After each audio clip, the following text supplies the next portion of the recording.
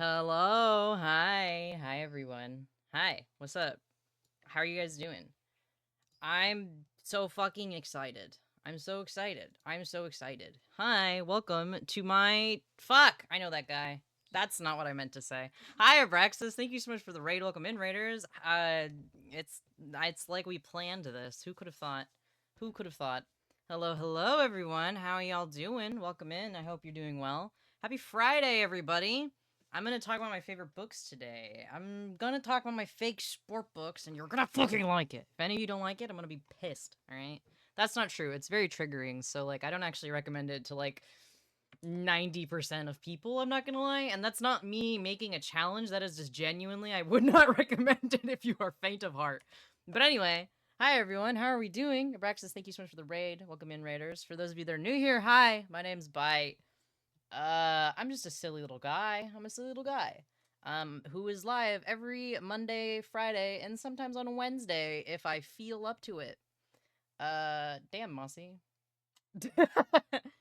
um, yeah, look at the trigger list. Today, Raiders and my dear friends, we're talking about my favorite book series ever.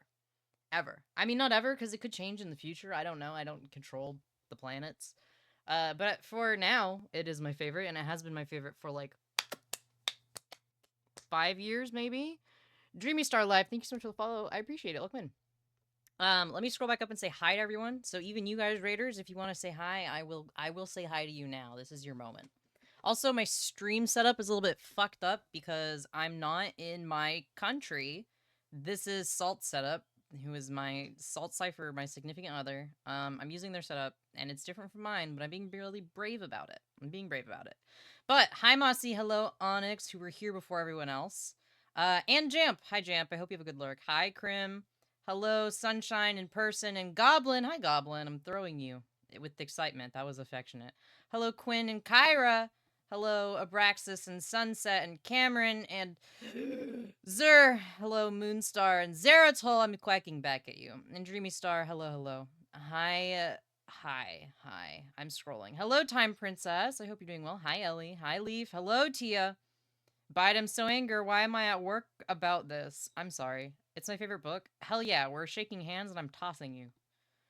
Bitch, if you want to look at the High Sunset, it's very good. I also have problems. Correct. Why alert no noise? Did you guys not hear it? Ah, shit. I don't know. I don't have an answer for you.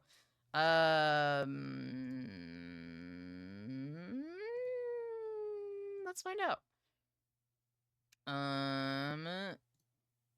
I don't know, but I just did something, so maybe it'll fix itself. Unsure. Hello, Ethernets. Hello, hello. Bite, you're so cool and whimsical. No, you. Hello, Hope. You're in the Canada. I am in the Canadian. Hi, Cherry. Hello, hello. I think that was mostly everybody. I want physical copies. I got them. Oh, for the game, I'm so normal. Me too, M. Me too, me too, me too. We're actually lit. I have a thing for you. I'll kill you. I'm sorry, I didn't mean that. What do you have for me? I didn't mean that. I don't know what happened. Um, uh, I just scratched a piece of skin off my leg. What just happened? Why did you do that? I don't know. I just scratched a little bit and a piece of skin fell off. Guess you didn't mean it. I guess not. Also, everyone, Salt Cypher's in the background. Hi. Bitgo. What's my Bitgo? Oh, it's the no, because the Bitgo says it says something mean, and then I go, I didn't mean that. Did I say that? I might have said that. I don't remember. Is this like the entire plot in Silly Guy story? Yes. It sure is, but I don't remember all of it, so I might not describe everything. And it's not from a place of I'm not gonna tell you guys this thing. It's from a place of I forgot because there's 3 books slash lie. There's 3 books, so it's a lot of information, and I reread them once every few years. This has been my reread time. There's books. There are books. I had the 3 original physical copies, and then a bitch ex friend stole my first book. Yes, Jamp, you're allowed to add details. And then there was a Rainbow Crate box that released all of them in hardcover for the first time with really, really pretty dust jackets that had like art on them. And basically, I have $100 less. But this was a while ago. This was when I still had money. I have it all, and it came also with like a fake like ticket, like an XE Sport ticket, and all kinds of stuff. You're on chapter 2 of it so far. Oh fucking boy, good luck. But this has been my favorite book series. It's a lot. It's a lot. It's a lot. So before I start, first off, I'm gonna warn you guys of some of the triggers in it. I am a comedian, so I go over everything lightly in a comedic and fun way. Not from a point of I'm belittling this crazy thing that happened, but if I didn't, I don't think I would be able to do this stream because it's quite a bit. And then after I tell you guys some of the triggers, I'm gonna tell you guys how I found this because I think people who meet me are always like, "Why this? Why you? Why this?" So that's the order we're gonna go in. Also, in the background is I have a playlist for the main character, and that's what's going on here. So you guys are getting our background music is my playlist because I know music better than everybody else on the planet, and that is true and factual. What did you send me, Abraxas?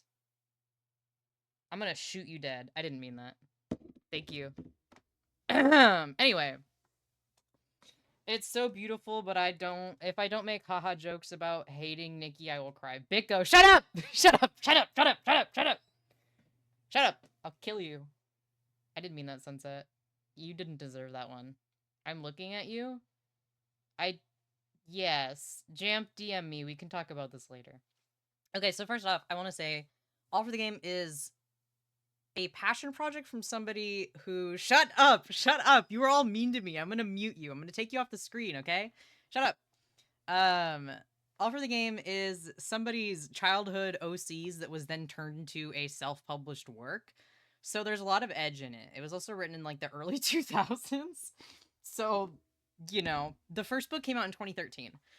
So there's a lot of shock value triggers and stuff like that, some of which include the biggest one throughout the entirety of all 3 books is abuse, mostly of the like familial abuse.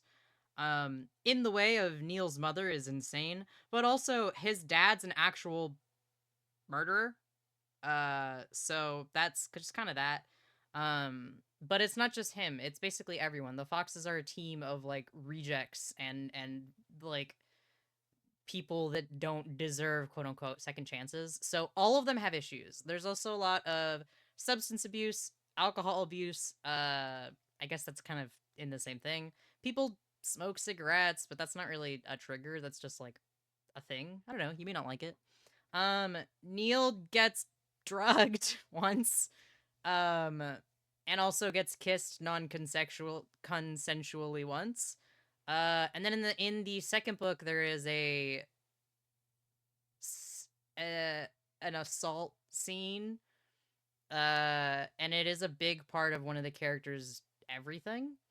And in the newest book, it's a lot of the underage variety of abuse.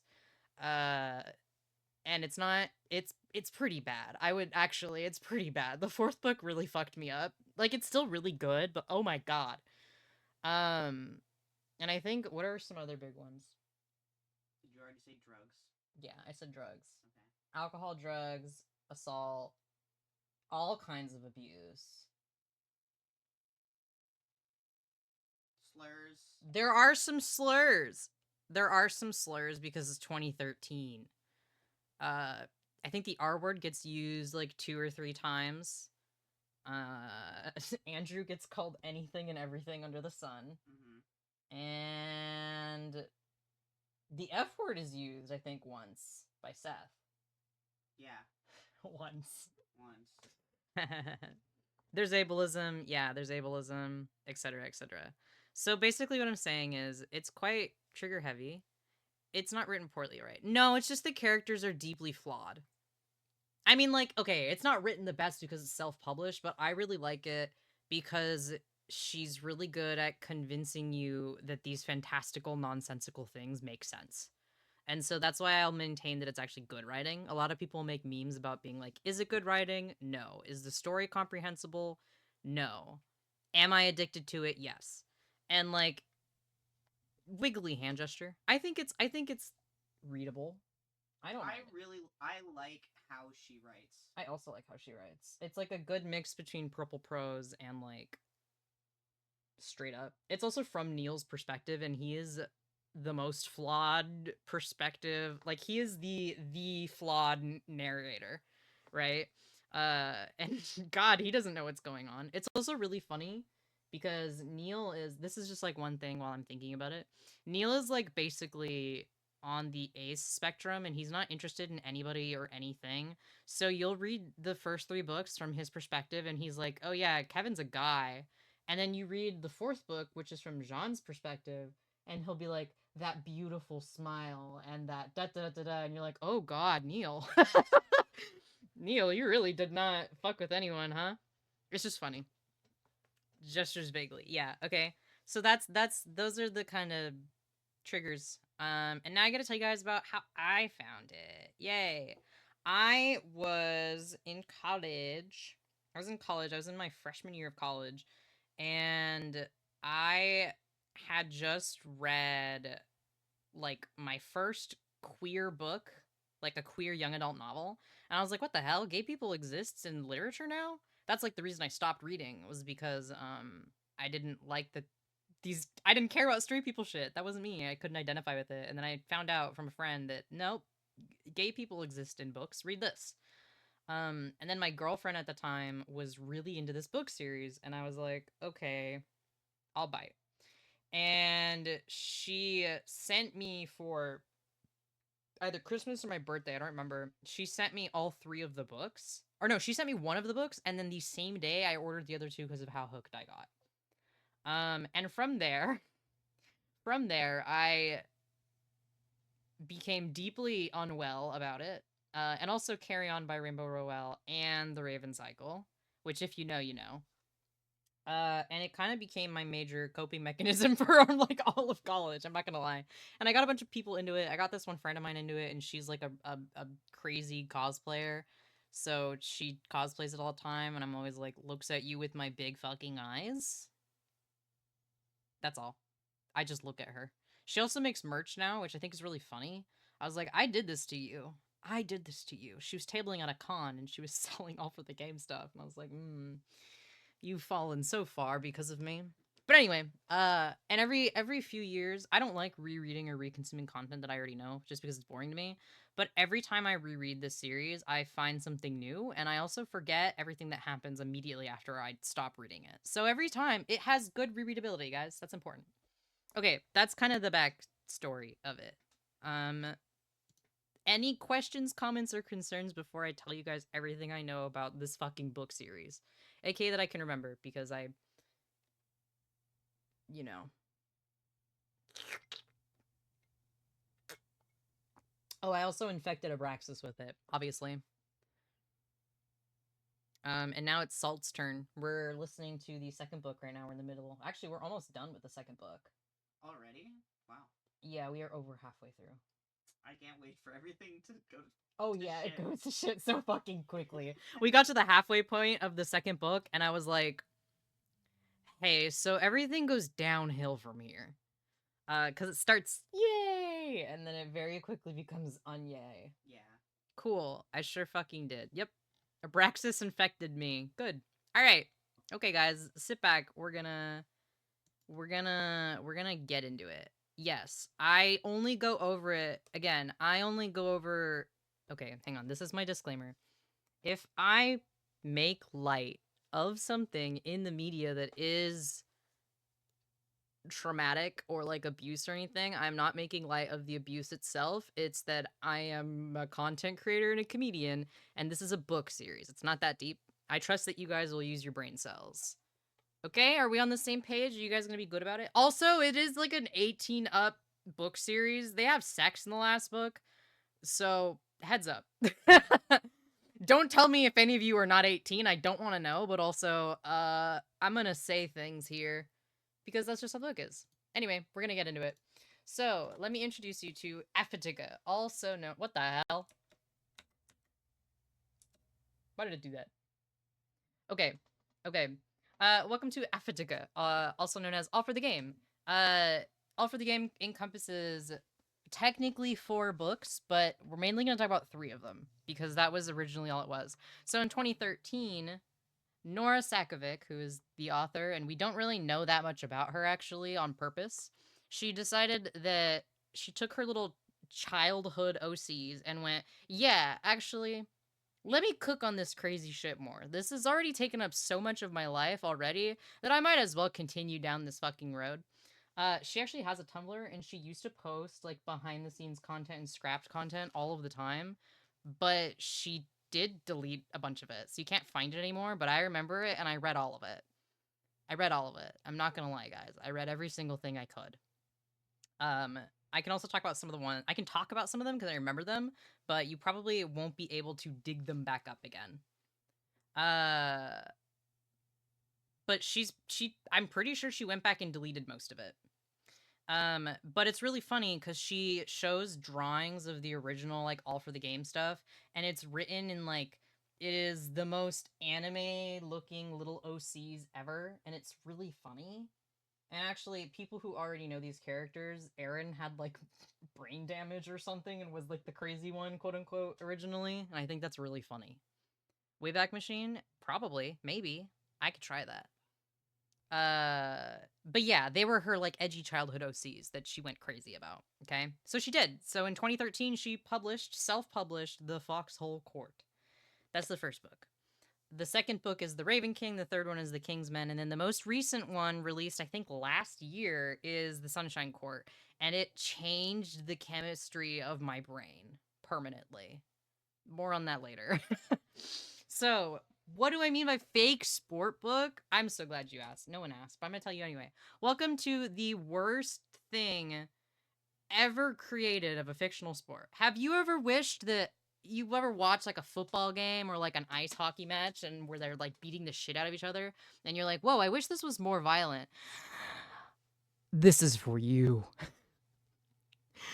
Yeah, it's football, lacrosse, and hockey combined. I have a quote of it actually. So Exy, EXY, is a sport created by these two names that are very, very important. The first one is Kaylee Day. She's a lady. And then Tetsuji Moriyama. Fucking remember those names. They're important for later. Those people, they're like, you know what? It's 1976. We're in Japan. I think we should do this as a fun little experiment. And then apparently, we are led to believe that it was so popular that it just took off globally. And then Kaylee Day goes back to, leaves Japan and is like, brings the sport with her, and it's essentially as popular as college football in this universe. And we're just led to believe that this is believable. This is a thing. So I want you to think it's a soccer ball. It's about a soccer ball sized field. This is it right here above me. It is 100 yards versus soccer fields can be like 130 yards. And in this field, there is 6 players on each team. So there's 12 players on the field. And it's not just a field because they're in a giant plexiglass fucking box. And also, you're allowed to beat the shit out of each other, basically. So, what happens if you take all these elements and shake it up and also put a bunch of adolescent kids in it? Really bad things, okay? This is the description that Neil gives it in the book. Quote, Exy was a bastard sport, an evolved sort of lacrosse on a soccer-sized court with the violence of ice hockey, and Neil loved every part of it from its speed to its aggression. It was the one piece of his childhood he'd never been able to give up. Yeah, you can foul, technically. But for the most part, you just beat the shit out of each other, essentially. So Xe is played in. This is all important information, but if you don't remember all of it, that's fine. You can read the books and understand everything that's going on without all this knowledge. So it's an hour and a 35-minute long game where it's split into 2 halves. If you know anything about soccer, it's like soccer. It's 2 halves, 45 minutes each, and then there's a 15-minute break in between. So if there's no penalties or anything, it's about 105 minutes long. There's 4 positions. It's just offense, middle, defense, and a goalie. But they're not called that because why would they be? You have your strikers who are like your offensive line. They go out here. They're the ones that skull? No. They're the ones that score on the goal. So they're important. And that is essentially the role. Oh my god, you scared me. Sorry. I turned around and saw it was right there. Oh my god, that was so scary. So strikers are your offense, and then there's the dealer, who is the person in the center. They essentially go and assist offense or defense where needed. That's what the dealer does. You asked me that, and I couldn't remember. That's what The I asked you what? dealers. It's a person in the middle that either goes to help. Oh, For okay. Yeah, it's the same concept. Backliners are your defense, and the goalies are self-explanatory. I don't think I need to explain what a goalie does to any of you. Okay? Also, it's kind of ambiguous, but it's also implied that the goalie's net is basically the entire back wall. It's not quite that, but it is really, really big. I don't remember the Abraxas, do you happen to remember the specifics of like how big it is? It's not a net. It's like it just hits the wall and there's like a line that like there's like a buzzer that goes off if it makes it. So it's you get a ball, like a lacrosse ball, and then they are glorified like air hockey? No. Yeah, it's a box on the wall and it's a pretty big field, and then if you hit it, it like lights up. So you know that it was like an actual hit. But it's really big. I just don't remember off the top of my head how big it actually is. So it's not a net. Um you get your rackets, and there's a couple different kinds of rackets. There's light rackets and heavy rackets, and then the goalie has the biggest, heaviest racket because you're protecting your goal. 3x7 yard area. Thank you. There you go. That's how big it is. And there are a full body armor underneath the uniform, and you need to have a helmet and a neck guard because some people just get hit in the throat, and that's, you don't want to die, so you do need to have protection. It is a big ass goal, yeah. I have my note just says full body armor basically so you don't get killed. And then you are allowed to do, this is what I mean by essentially unmitigated violence, because you are allowed to do body checks if you have possession of the ball, just had possession of the ball, or you're about to have possession of the ball. And then whoever has the ball is basically allowed to check whoever they want. And you're allowed to stick check, like racket check people. So you can't just straight up take a body check. It's like slamming someone into the wall. It's full contact force. That's like a body check. Some of them do want to die, but that's not like a sports rule. Correct. That's just life. Um, and you are allowed to do racket checks, so you can slam your racket into other people's rackets to make them like drop it or to like lose possession of the ball. Stick smack. Yep. But you're not allowed to like swing your racket at somebody or intentionally beat the hell out of each other. There are like penalty cards and you will get penalized for it. Also, it's not, you can't body check and like, I think it's something about you, if it like makes them fully lose the ball for it or something. I don't know. And you're only allowed to take 10 steps if you have the ball in your racket. So that's what this is. It's a big plastic box and you have to throw the ball and you can rebound off the wall into your own racket or into somebody else's racket. It's a nightmare. It's a fucking nightmare. It is a nightmare of a sport. I love it. It's so cool. God, I'm so glad it doesn't exist. This is also a fun fact. You need to have 6+ referees in like, the steps rule is a lot like netball. Sure. Yeah. Yeah. So there's 6 refs because you need 3 on each side. But luckily, worry not, guys. If you think sex? Whoa, not that. That's not right. If you think 6 steps is too many, worry not. If you are in Little League or like, younger, you only need 4 referees to watch your match. So worry not. If you thought 6 was too crazy, don't worry. If you were below the age of 18, you only need 4 people watching your death sport. Good times, good times. All right, cool. Any questions about that? Many? Great. That's good. I'm glad. It doesn't make sense. That's what's so good about it. It's yeah. That's the ERC.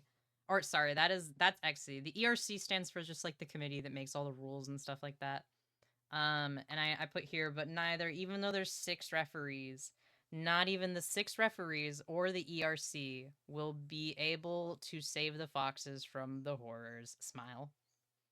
That's a surprise tool for later. Okay, now we can talk about the first game. Oh, no, sorry, we're talking about Neil first. I lied. So this is our protagonist. Understanding is not required. That's so true. This is our protagonist, and just to kind of set the tone, I'm going to read you guys the first part of the first book, okay? This is the very first part of the book. Neil Jostin let his cigarette burn to the filter without taking a drag. He didn't want the nicotine, he wanted the acrid smoke that reminded him of his mother. If he inhaled slowly enough, he could almost taste the ghost of gasoline and fire. It was at once revolting and comforting, and it sent a sick shudder down his spine. The jolt went all the way to his fingertips, dislodging a clump of ash. It fell to the bleachers between his shoes and was whisked away by the wind. Mommy issues right off the bat. Correct. Yeah. Yes. And it is a reoccurring theme throughout the entire book. You will be minding your business, and then all of a sudden it's like, oh man, this reminds me of my mom who's dead. Yeah. So Neil's mom is a reoccurring theme throughout this entire book. Obligatory disclaimer, anytime she comes up, it's probably about her abusing him in some way, shape, or form. She's not great to him at all. So it comes up quite often. I think literally people be like, oh, Neil, do you have a crush on anyone? And then he's like, I remember when my mom used to try to rip my hair out to tell me how horrible girls are. Like shit like that, you know? And that immediately sets the mood about what kind of character he is. He's not well, even a little bit. So he's a good character. He is our narrator and the primary protagonist throughout all 3 of the books, not the 4th one. He's also known for things such as lying, running from the FBI, running from his feelings, running in general, loving Exy more than living, and also being really fine. That's a joke because anytime anyone asks him if he's okay, he says I'm fine. It's like a thing. It's like his catchphrase. He also becomes later on in the book, he is number 10 striker on the Palmetto Foxes, who is our protagonist's team throughout the book. Yeah, it's his catchphrase. There he is. We are introduced to him. He's a very plain looking dude, allegedly. We learn later that this is like a faked look. He's wearing colored contacts and he dyes his hair neurotically because he's on the run. From what, you might ask? Okay, let's talk about it. Welcome to the first book called The Foxhole Court. In this book, Neil gets to experience a dead body, a racket in the stomach, and he meets his idol, but oh no. So we are immediately off the bat introduced to Neil Jostin, who is in the stomach. Don't worry about it. Who is on the run from his murderous father, who we learn is a crime boss called the Butcher of Baltimore. The essential premise is that his mom, Neil's mom, took Neil and ran away from the butcher, aka her husband, and stole a bunch of his money, and that they've been on the run for years. Neil asks no questions about it. He's just like, all right, mom, let's boogie. I don't know why we're on the run, but I guess it's because he's crazy, which I guess isn't like completely unbelievable thing. Unfortunately, after a rough encounter with between himself, his mom, and the butcher's men on the West Coast, Neil's mother takes a really nice rest in California. Which means that she dies and then Neil burns her body in their car and then takes all of the remains and buries it in a backpack on the coastline. And that's like the first thing we learn, basically. So when he says that you can't cremate your mom, I'm pinning that. Neil, you can't cremate your mom. No, he did though. but he did. Cremate a mom. You wouldn't cremate a mom. Bro, we just met. Yeah. So, because now he is alone, he like walked and hitchhiked his way over to Millport, Arizona, which is a nowhere town in the middle of nothing, and decides to set up shop here, with like fake ID, fake everything. He's squatting in like an unlived in house and just like pretending as if he has a family, but they're absent. So the reason he also sticks around in Millport is because at the high school they have an Exy team, and Neil was really, really fond of Exy because he played it when he was just a wee lad. And then when he ran away with his mom discouraged him from playing it at all. But now she's dead, which means that she won't beat the shit out of him if he looks at a ball now. So he decides to play some Exy, because why not? And it goes pretty well before he is then attempted to get... No, let me rephrase that. So the book begins with us being introduced to Coach Wymack, and Coach Wymack is the coach of the Palmetto Foxes. And he's here to sign Neil because their striker okay, I warned you guys about all these trigger warnings. There's also stuff about like suicide and mental health and stuff like that. This is relevant for what I am about to say. Their previous striker commits suicide and it was on the news, and so they're like, well, we need a new one. Hey, Neil, would you like to become our new striker and get signed on to go to our college? And he says no, because he doesn't... Kevin is scary. And let me explain who Kevin is, because Kevin is also a really, really important... Yeah, I realized you'd like that, Mossy. Kevin is a really important character in this trilogy because his last name is Day. He's Kevin Day. He's Kaylee Day's son. So the woman that made the sport, this is her son, Kevin. She died also. So enter Kevin Day of the Palmetto Foxes, and Kevin is important. So we're going on this tangent. Kevin's mom's the one who made Exy. When she passed away, the Moriyamas are the ones that took him in, and that's the other person that she made the sport with. And the Moriyama family also owns another team called the Edgar Allan Ravens. We hate these fuckers, okay? You don't even need to know what's going on, but anytime I mention the Ravens, just start booing, okay? We hate these fucking guys. Him and Rico end up growing up together, to the point where... Yes, this says on the news that they tried... She's suicide, okay? Abraxas correcting me at every given turn is really good. It's fine, I'm not actually annoyed, I just think he's stupid. Him and Rico grew up together. They get matching tattoos because they are hellbent on becoming Court, which is just... Boo that fucker, yeah. Court just refers to being put on like the national team. So they're like, okay, we are the best of the best, so we're gonna do this. So Rico gets a tattoo of the number 1 beneath his eye, and Kevin gets a tattoo of number 2 beneath his eye because Rico's like, I'm better than you. Spoiler alert, he's not. So this is Kevin. This is Kevin right here. He's number 2. He's oh, you can't see my mouse actually. He's this one right here. This is Kevin. Beneath the eye. Yep. So anytime they reference Court, yeah, this sport is bigger than football. Yeah, the national court is like USA's team for the Olympics. And Kevin and Rico were on the Ravens together, and they actually got signed to be on court. But that year, Kevin is unable to carry on with it because his dominant hand gets broken in a skiing accident. And it is so fucking like awful that he runs away from the Ravens, who are like... they're like considered the best team. And he signs on with the Foxes as an assistant coach. And at this point, the Foxes were considered to be like the worst team. However, Kevin, as their assistant coach, is able to get them to become... they place in their like teams. No, they place in the finals in that. Thank you. They place. They're good. They become good. Kevin made good. That's it, essentially.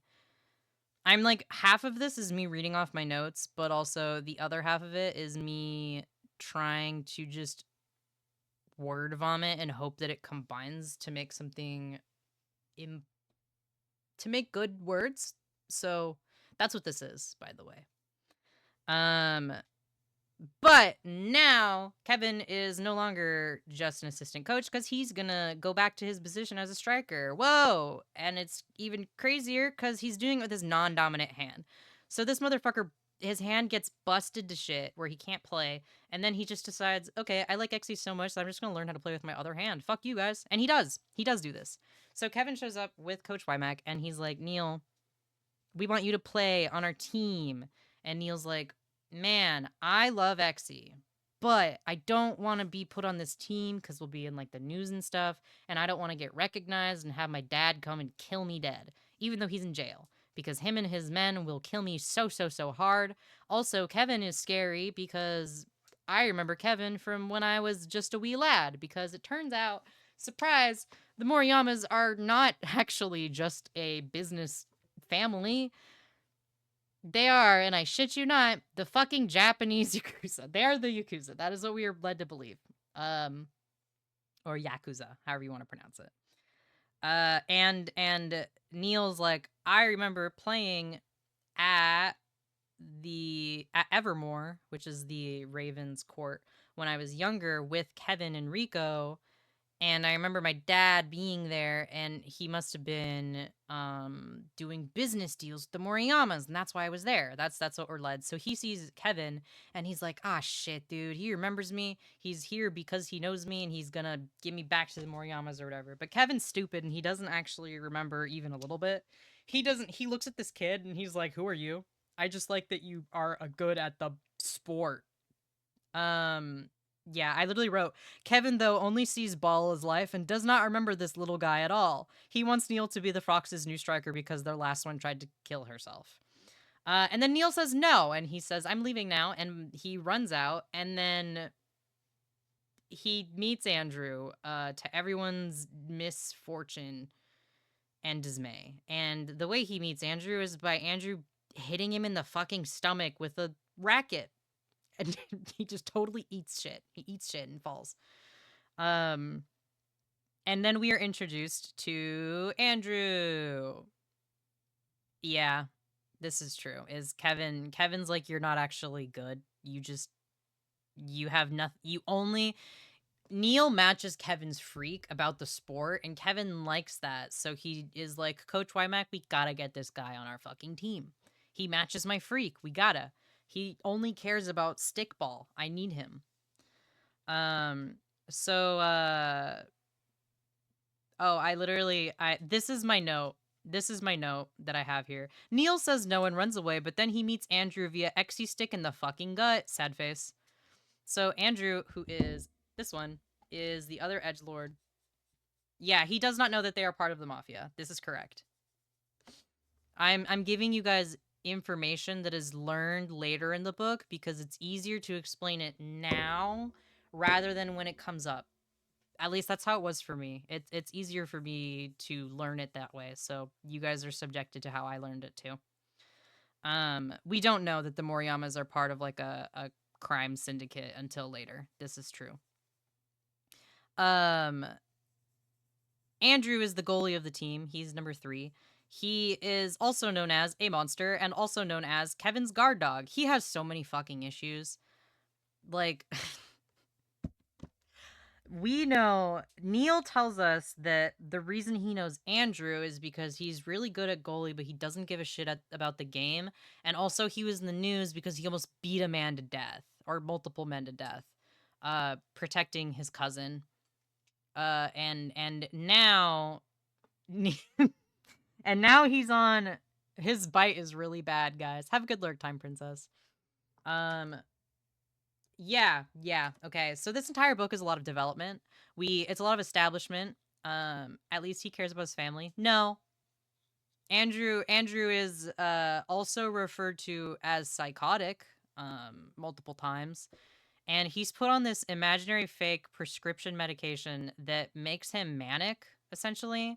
And then when he's not on it, he's like miserable as like a human being to be around. But he's Kevin's guard dog, so meh. Andrew and Neil don't get along, and Neil's perplexed by him immediately. Kevin is also the worst to get along with throughout this entire book. He's just a huge fucking bitch. He's actually one of my favorite characters because he's so funny. He's just like the biggest drama queen ever. And it's confirmed later in the fourth book that everyone else also sees him as a huge drama queen. It's really good. Kevin's a good character. You guys know that video of the person dressed up as Pennywise and they flick the cap of the vodka off and then just start drinking it? That's Kevin. That is who Kevin Day is, essentially. And so Neil is convinced to sign on with the Foxes under Andrew Crispa's therapist. She tolerates him. Hang on, I'm taking a sippy. Okay. So he signs on with the condition that, like, hey, I want the, like, everyone's like, okay, cool. This is going to be a secret that you're our new striker until the very last second. We are going to pull some strings and make the shit happen because we don't want bad things to happen to you. And you're freaky. And Neil's like, okay, I will sign on because I love balls so much. But he fully has the intention of, like, running away once it's been a certain amount of time, because he doesn't want to basically be recognized. Yay. So they sign him on as a striker, even though he's not a striker at Millport. So he's just gonna have to deal with it. No, but I literally have, they signed him on as a striker despite him not having played at Millport as a striker, but nobody cares about that because Kevin decided he's a striker now. Neil has so many issues. He lives out of a duffel bag. Okay, so Neil moves in, and it's the first. No, he played as a striker at Millport. That's right. I flipped them. He did play defense as a kid. You strike now. Yes. He feigned not knowing the sport at Millport. You are correct. I flipped it. He was a striker at Millport. He was defense originally, and then he became a striker, and then Kevin's like, you're going to be an extra sniker? Jesus fucking Christ. I need to slow down, dude. Head in my hands. Okay. I'm slowing down a little bit. Okay. Breathe, bitch. What the fuck? Mossy, kill this guy. You can't. He's another mod, but you're excited a little bit. Kevin cracks knuckles on it. Oh, Mossy. No, you can't time him out because he's a mod, so it would unmod him. But he is moved up to campus early, and nobody is there except Andrew and his little crew. And it's a bad time for Neil. All of the team is fucking weird, but, like, the monsters, who was, like, Andrew, Kevin, Aaron, and Nikki, are the freaks. They got their freak on. They are the freaks. The monsters beloved. Yeah, okay. Neil also, like, just lives out of a duffel bag, and everyone is like, what the fuck is wrong with you? He also has this little binder in it that has, like, clippings of, like, Rico and Kevin and stuff. And it is basically, it looks like his little, like, obsessive fanboy binder. And I remember the first time I read it, something about a binder, I was like, transgender? It's not. It's, like, a literal binder. And this entire book is essentially just development. Nothing really, okay, something does happen in it. But it is just a lot of, like, we play this sport, we learn about the foxes. Okay, now let's talk about the foxes. You guys are gonna meet them all, okay? There's a lot of them. Yeah, it's a 3-ring binder full of photos of Kevin. This is correct. We're gonna, oh wait, no, we're not. No, we're gonna talk about the book some more before I introduce you to the foxes. Some highlights of this book includes we learned that Andrew is there to protect Kevin at Palmetto, because Kevin does not want to go back to the Ravens. And you might be thinking, well, why does it not matter that much if he doesn't want to be with the Ravens? And isn't that, like, chill? Nope. So the reason why Kevin doesn't want to go back to the Ravens is because he is not Rico's brother figure. He's actually Kevin's pet. Sorry, he's actually Rico's pet. And then in parentheses, I wrote not win. And then, yeah, Rico is just like a pain in the, like, super fucked to him and just kicks him around like football. Uh, it is exactly, yeah, no, Kevin is basically just his little treat. Kevin is like a gift to, he's just a little toy.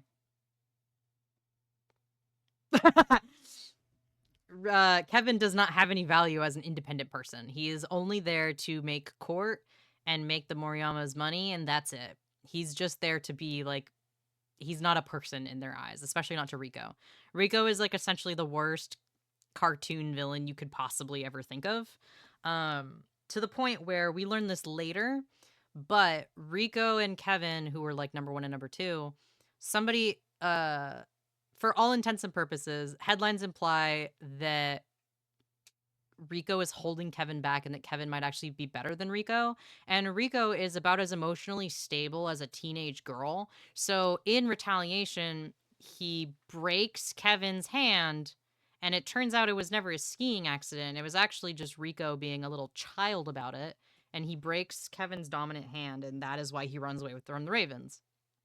But for some reason, they're like, nah, Andrew helps keep Kevin there and protects him. And one of the reasons why that's like fine, it's like this is like it's a clusterfuck to figure out throughout most of the books, because Neil's like, what makes you special? Like, what is happening here?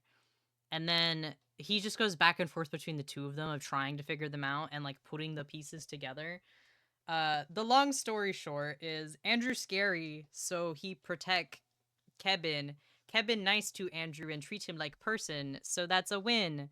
And also, they're both just fucked up. I don't know, dude. But also Andrew is renowned because he's crazy. Shrugging. Uh I wrote down people are so scared of him, period. He is 5 foot, period. That's what my notes about Andrew are. I hope you guys liked it. I also wrote Kevin basically believes in Andrew and that's it, but also Andrew loves being a bastard. Yeah, Kevin is a full foot taller than him, and yet everyone crumbles to his will. That's the power of being blonde, bitches. That's a joke. Please laugh. Was that funny? Yeah. They are referred to by slurs almost exclusively. Um, doo doo doo doo. Okay, now we're gonna talk about the rest of the team. Here's the rest of the team. We're missing somebody, don't worry about it. So you need to have at least a minimum of 9 players on your team. The Foxes have 10. There's not 10 people here, don't worry about that. So we have our team captain, Dan. She's cool. She's great. She is XC is a co-ed sport, but not a lot of women are on the team. And also not a lot of them are captains, but Dan is the captain. She's so cool. And then there is her boyfriend, Matt. He's also really cool. He likes to he fucking body checks the shit out of Rico later. Everyone cheer. We love Matt. He's so cool. I'm drawing a little heart around him with my hands. And then there is Aaron, who is just Andrew's identical twin. Author's note, they don't like each other. They also didn't grow up with each other, so they're not really siblings, even though it's a long story. It's a long story. And then Renee and Andrew are the goalkeepers, although Renee kind of gets tossed around for a little bit in her position in the second book. Don't worry about it, it's fine. Then there's Neil. If he looks different here, no, he doesn't.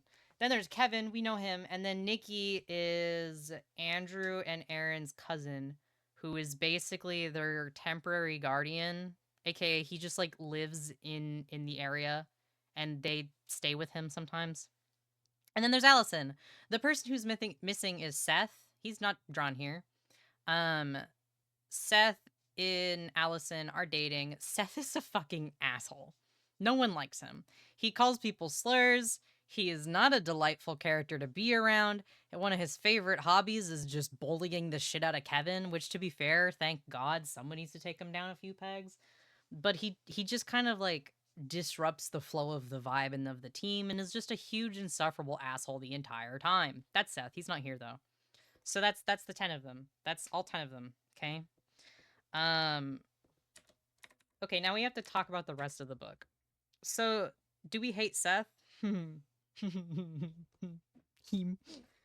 uh Highlights. Neil does not make a good impression on Neil doesn't make a good impression on Andrew and co. Andrew thinks that he's a little rat. He thinks he's a little raven fucker, a little bitch. So he takes him to Baltimore, and it's a really bad time. For Neil, not for the others, for Neil. Neil gets non-consensually drugged and kissed in this part, and essentially is just put under pressure to see if he cracks and if he's like a mole or not.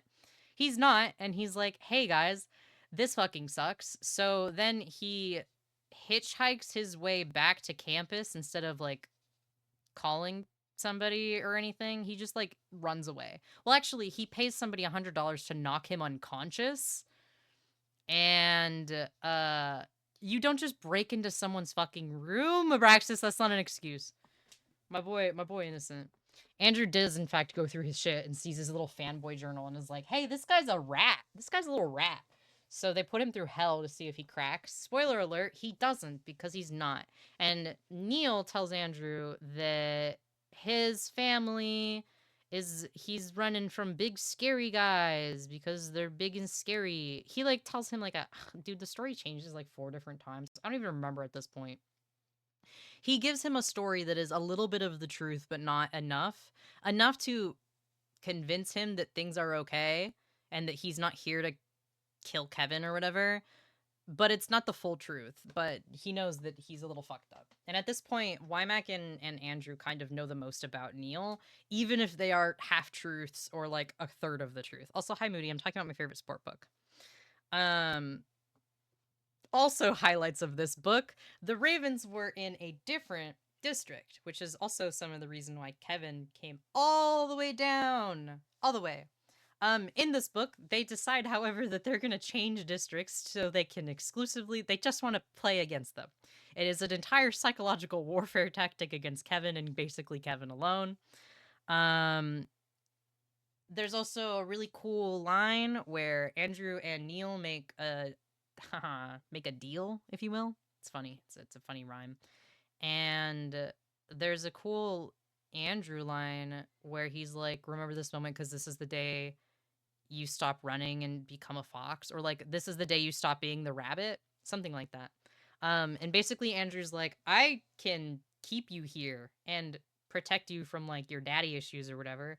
And Neil's like, "What the fuck? No, you can't." But like, whatever, okay. I guess I can try. We also learned that Andrew and Aaron did not grow up together, but they are twins, and the reason they didn't grow up together is because this is information we learned later, but I'm just gonna piece it all together for you guys now. Their mom put them in the adoption system, and then she changed her mind, but she was only able to get Aaron back, aka she only wanted Aaron back. So Andrew was put through the system and kicked around and abused. And then when they later reunited, he wanted nothing to do with them. Um, but now they're one big happy family.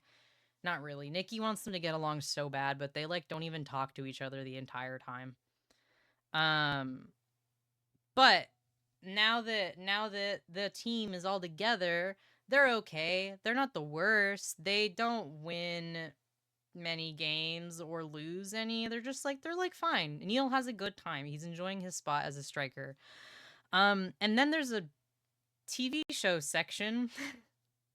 And here's the thing. Neil is not his actual name. Obviously, this is fake name. And the persona he plays is not a very confrontational character. However, the real guy is a shithead and a half. So they go on this game show. I mean, not this game show. They go on a talk show where like Kevin has agreed to do like an interview. And then he's like, "Oh, by the way, Neil, you're doing one too." And Neil's like, "I do not want to fucking do this." But he does anyway. And so they're sitting there and they're getting interviewed by, yeah, it's the Kathy Ferdinand show. They're getting interviewed about stuff, and she's like, "Ah, Kevin, this is so sad. Aren't you so sad to be away from the Ravens and Rico and Rico and Rico and Rico?" And just like, not, she will not let up. And he's just like, "Okay, dude, this okay. I'm okay. This is cool." And Neil the entire time is sitting there just like, "I hate this. I hate her. Oh my god. I'm not even mad at Kevin right now just because I feel so fucking bad for him. And then she's like, "Oh, I have another surprise for you guys. Check this shit out." And lo and behold, this bitch of a woman, I'm not misogynistic, but she is a bitch for this. She brings out fucking Rico and is like, "Look it, I'm reuniting you guys." And no one told anybody. And so Andrew is in the audience trying not to lose his shit. And Rico is just sitting across from these two and just bullying the fuck out of Kevin. And Kevin doesn't say anything about it because what can he do? And then Neil pisses him off so bad. He insults him on national television repeatedly and just like lets it rip. Like he gets himself in the deepest of shit, okay? And it's not good. It's really bad. It's really bad actually. Yeah, Neil grows a pair of balls and it goes poorly for him. Um and then afterwards, Rico's like, "Hey, Kevin, your new little rat here, I fucking hate him and I don't approve of him. You better deal with him." And Neil basically all but spits on his shoes and calls him names and stuff. Uh, and then he's about to strike at them, but then Andrew's like, "Hey, bitch, get out of here. This is my shit. You can't touch my stuff." And it works, even though Andrew's like a foot and a half shorter than Rico. But whatever, that's part of it. So Rico fucks off, but is like, "Hey, just so you know, there's gonna be consequences, okay? Fuck you guys." Um, yeah, it's really bad. Uh, I wrote down. I wrote down. This is my note for the cat. Oh, we're at Kathy's show, Jamp. This is my note. Rico's public execution by this sassy freak. That's what I wrote down. So, it does go poorly for them. And the reason it goes poorly is because the book ends with Seth dead.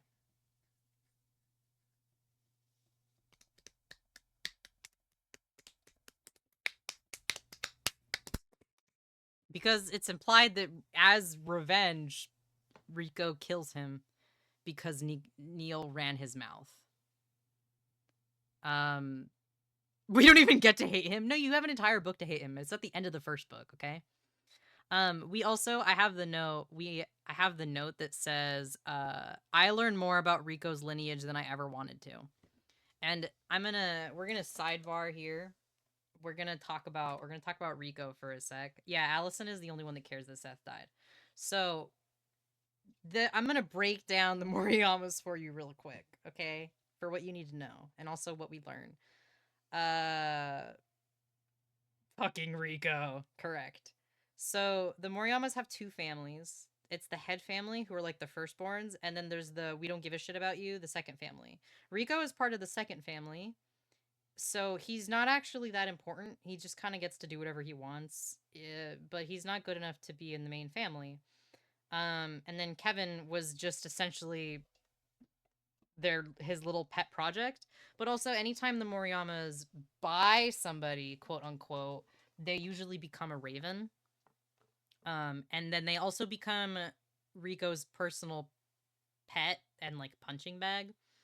And it's not fun. It's not good. The Ravens are deeply unwell, and anytime we learn more about the Ravens or Rico, it's bad. It's always bad.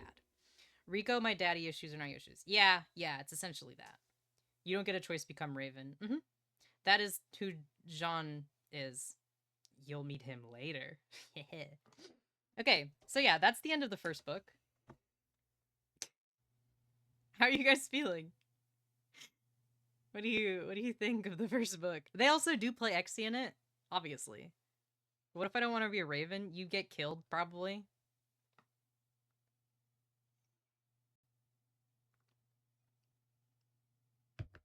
That's so funny. You'll learn about what happens later, Mossy. What happens if you don't want to be a Raven. I know that I may have talked around stuff and gone back and forth. However, I haven't read the first book in a bit since like last year. And what you doing? You don't. I'll explain later. About what?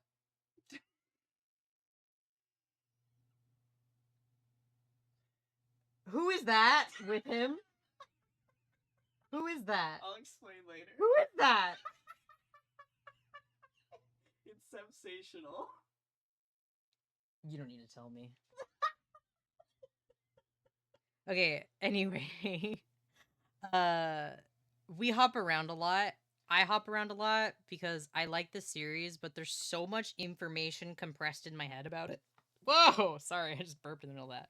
There's so much information compressed in my head about it, and it's been a while since I last read the book that my brain's a bit fried, and there's not like a summary online of like the entire book. So I mix up information, and that's normal because even though I've read these books like 4 times, every time I pick it up again, I'm like, whoa, I haven't seen that. I didn't recognize that. I didn't check that out.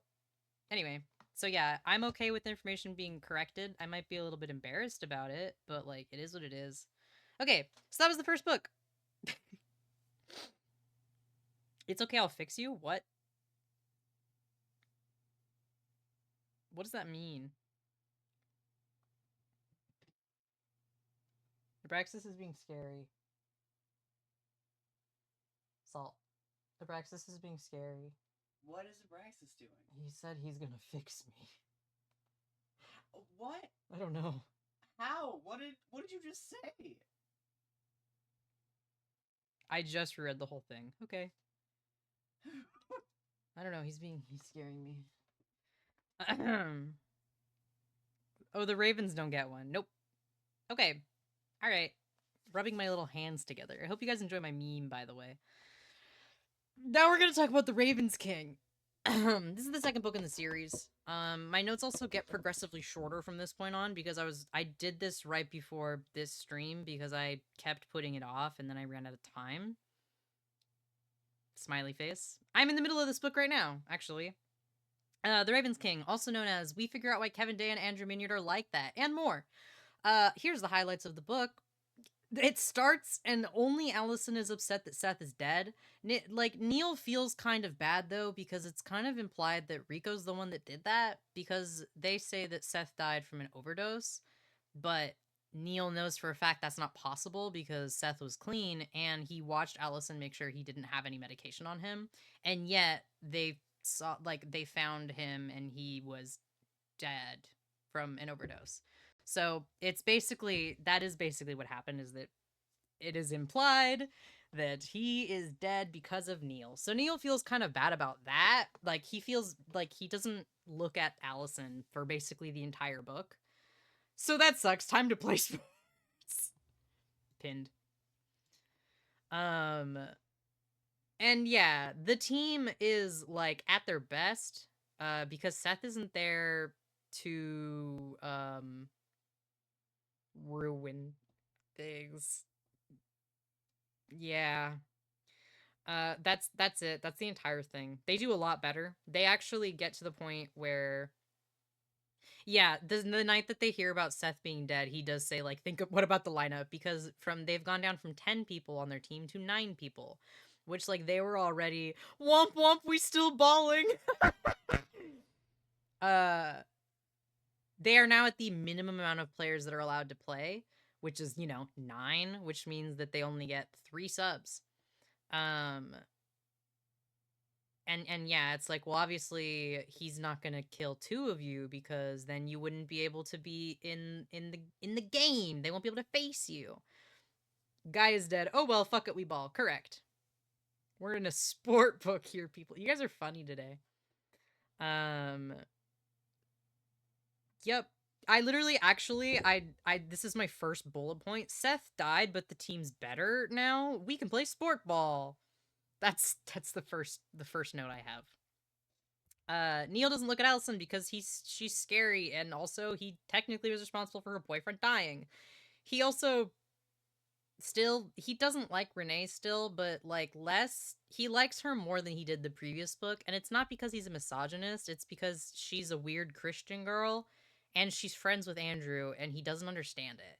And also the entire like time, everyone's like, we're pretty sure Renee is gonna date Andrew, though she's too good for him. And then they never do. And Neil asks about it once, and then he's confused about it the rest of the time. Yeah, everyone feels weird about how they're good at teamwork because it's a team sport, you know? And Seth's not there to cause problems anymore, and so then they do really, really well, and people feel bad about it. Neil does late night practices with Andrew and Kevin, aka Andrew just sits there and kind of naps, but Kevin's teaching Neil Raven drills because they're the best of the best.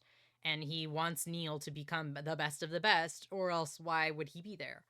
Um, we can no longer fuck up. Yeah, Renee is also just nice, and Neil doesn't like that or trust that. So things go good. Well, they are winning. Seth can't call anyone slurs. They are 10 times more productive. Yeah, yeah. We like Renee. We do like Renee. She's just nice, and people don't like that. So they are winning enough where they will have to face the Ravens at some point, who are like nigh unstoppable. Uh, but the entire first chunk of this book is people being like, Neil, you gotta take someone on a date because there's the banquet and that's important. And Neil goes, I don't like women. And they're like, okay, so a man? Like, Nikki, the entire time he talks to Neil, is like, the fact that you haven't looked at Allison's boobs once means that you're gay. And Neil just keeps going, like, dude, I'm not, I don't like women or men or anybody. Like, what are you talking about? Uh, but Nikki's funny. Um, Sorry, I got itchy and then I got distracted because it was a good itch.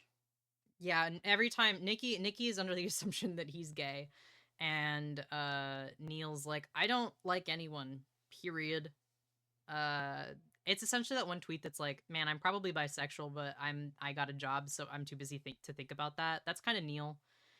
He mentions that his mom would discourage him from like even looking at girls or anything to do with them. But I guess Mama Jostin never really thought about what if Neil likes men. So she only told him to stay away from women. If you think about it. Shrugging. Anyway, Neil's like, I don't want to bring him to the banquet. So then he doesn't. And there's a whole focus on like, ooh, Andrew and Renee are gonna go together. And then there's like a subplot of them being like, Aaron and the cheerleader Caitlin are gonna go together. Yeah, she did beat the shit out of him for kissing a girl, but that's besides the point.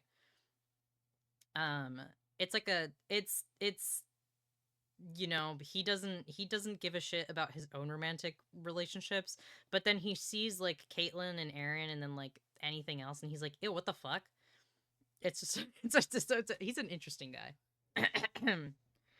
So they go to the banquet and it's really bad because who do you guys guess out of all of the teams in the entire thing? Who the fuck do the Foxes get seated at the same table with? If you guessed the Ravens, you'd be correct. Yeah, you'd be the correct. They get seated with the fucking Ravens. Um, and they're scary and freaky and everyone's really unhappy about this. And Neil's like, I'm gonna have a panic attack. And Kevin's like, I am actively having a panic attack. And Andrew's like, I'm high, I don't give a shit. And they start antagonizing the Foxes, and Dan tries her damnedest to be chill about stuff. And then one of them tries to, hang on, this is my I'll read you guys my note. The Ravens are cunts at the banquet and they get seated together for some horrible reason. They try to diminish Dan's captain status because she used to be a stripper. She hits a guy in the nuts with stilettos. It's awesome. Neil monologue win. Rico wants him dead so hard. Those are my notes. Let me interpret that. So they are all fighting at this table. Neil meets Jean Moreau or Jean, depends who you are. Uh Jean Moreau has the number 3 underneath his eye, and he's basically who has filled in the spot of where Kevin used to be. He is important for later. Also, he looks at Renee and does like the tiny blush emoji about it. Like he sees her and literally stops talking at some point. And he reveals finally everyone knows that, oh, I forgot this. Neil knows a bunch of languages. Uh it's a secret for most people, but Neil canonically knows German and French and is not very good at Spanish, and then later out of canon after the books learns Russian. So he's kind of all over the place. So he speaks French, and Jean knows exactly who he is, and he's like, "Oh, hey, what's up, Nathaniel?" And Neil's like, "Don't call me that. What the fuck?" Uh, no one is surprised. It's so stupid that he chose the nickname Neil, because Nathaniel, not that hard to put together, dude. I like to think that he ran out of names and was like, "Fuck, shit, fuck, Neil." Yeah, he doesn't understand how the Ravens know all of his info. Because he's like, "What the hell? What the hell? How did you do this? I'm so good at hiding my paper trail, and yet Rico and everyone found it out immediately. Well, I'm cooked. I'm gonna die. This sucks so hard."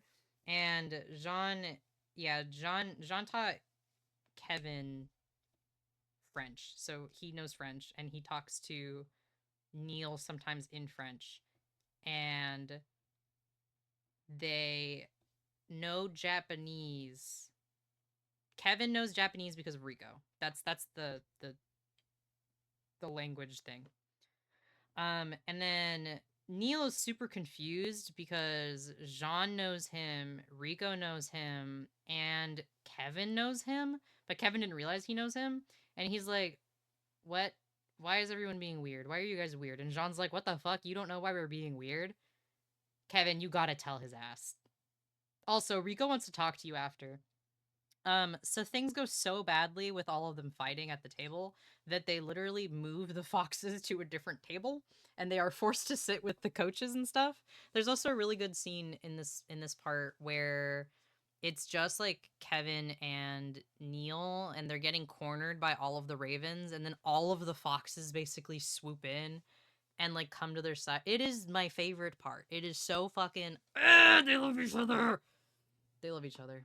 I think I forgot to mention this, but the foxes are renowned for being like the worst because it's all people who are like the rejects, the addicts, the people who shouldn't be anybody. Wymax specifically collects the people who don't deserve like third, fourth, fifth, sixth, upwards chances, and he gives them the as many chances as they need. That's why like everyone on the Foxes team is like fucked up. And everyone, we all rise up. We rise up. Yeah, Wymax fucked up little guys. Um, so then later, that banquet, he's like, Neil's like, "Okay, well, I might as well go listen to Rico because Rico wants to talk to me." And so they go hang out in like the bathroom. No, it's like the changing room, but I think saying the bathroom is funnier.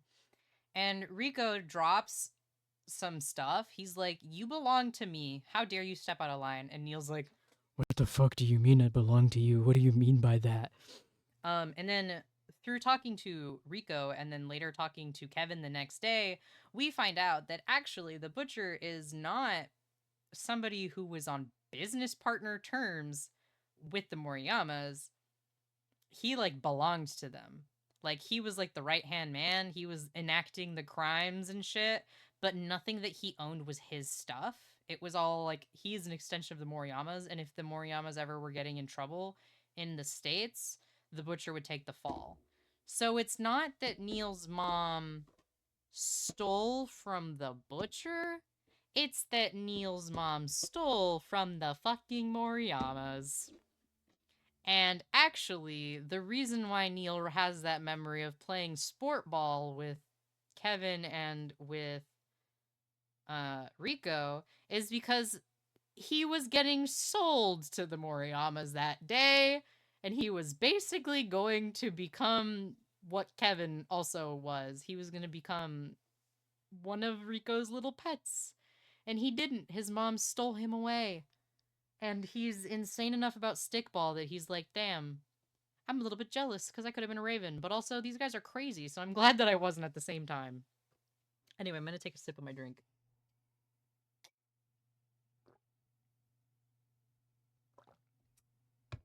Anyway, that's yeah, yeah, yeah, yeah. I'm gonna beat my kid, but I draw the line at selling him. I can excuse beating the shit out of my son, but I'm gonna draw the line at you trying to sell him. Yay! That's a good time, right? But Neil doesn't give a shit. So they have to play against the Ravens later. And now Neil is extra shaking in his fucking boots. He didn't know any of that. He didn't know that he was being sold. And now Kevin recognizes him and knows who he is. And Neil's like, I'm not Nathaniel, though. Don't fucking call me that or I'll kill you dead, bro. So Kevin doesn't. And he also is like, hey, Andrew doesn't know any of this. Wymack doesn't know any of this. Please don't tell anybody. Please, please, please, please, please, please, please. But Kevin has his own problems to deal with, so like, meh. So later on, we're back in the building. Kevin gets blackout drunk, and now we have a little moment of everyone needs to become friends. And so there's like Neil has to go on a bunch of like friendship fetch quests basically. Cause like the team is in half, where like there's half of them are like the monsters, but then the other half are the upperclassmen, which is like Renee, Allison, Dan, and Matt. And they're like, Neil, you're friends with both of us. So can you please, please, please, please try make everybody friends? AKA, can you please make Andrew like you and be normal so we can all hang out and be a team? Because that's basically it. Is it's like Andrew's like, no, I don't want to hang out with you guys. They don't like each other. Here you go. Here you go. Here are the bullet points, guys. Bullet point. The first one says, oh fucking Christ, we have to go against the Ravens. Spoiler alert, they get beat so hard and so bad, but we learn that Andrew gives a little bit of a shit, and also that Kevin doesn't think that the Foxes are the worst, so it's kind of worth it. It's essentially, like, by the end of that match, Kevin is like, you know what? Actually, all of the criticisms and shit, this is like the first positive thing he says about the Foxes. Hi Hawk. He's like, I'm satisfied with them. They still suck, but they got potential. And all the Ravens are like, what the hell? And then the Foxes are like hid in the gritty about it because Kevin never like gives them any compliments. So this is like the best thing in the world, basically, that he could possibly say to them. And Neil continues to try and figure out Andrew, which never goes well because Andrew doesn't like Exy, but he still plays the game, and then he goes off of his psychiatric medication for it, even though that means being on withdrawals. And Kevin is so perplexed. Fucking hell. Neil is so perplexed by his existence. And like at the same time, Andrew loves telling Kevin no and was like, I don't give a shit about Exy, nor will I ever, and like drive Kevin up the wall. But then Coach Wymack is like, Andrew, can you make sure that they don't win? And he's like, okay. And he does. And every time Andrew does literally anything, Neil's like, question mark, question mark, question mark. What the fuck is this guy's problem? And then, yeah, I said, through the power of friendship, Neil attempts to unify the team and basically does a bunch of relationship building quests. We also find out that Andrew might have killed their mom, like killed his and Aaron's mom to protect Aaron. And then he just never bothered clarifying it to Aaron. So Aaron's just like, fuck you, you're the reason my mom's dead, you bitch. And just like, he never clears it up and just allows Aaron to hate him. Also, Neil is just so fucking unfazed by this. And he's like, oh yeah, obviously he did that to protect Aaron. Like, dude, what? How did you put that together? What is wrong with you? He's bad. There's also, this book is... This is the book with the evil in it, isn't it?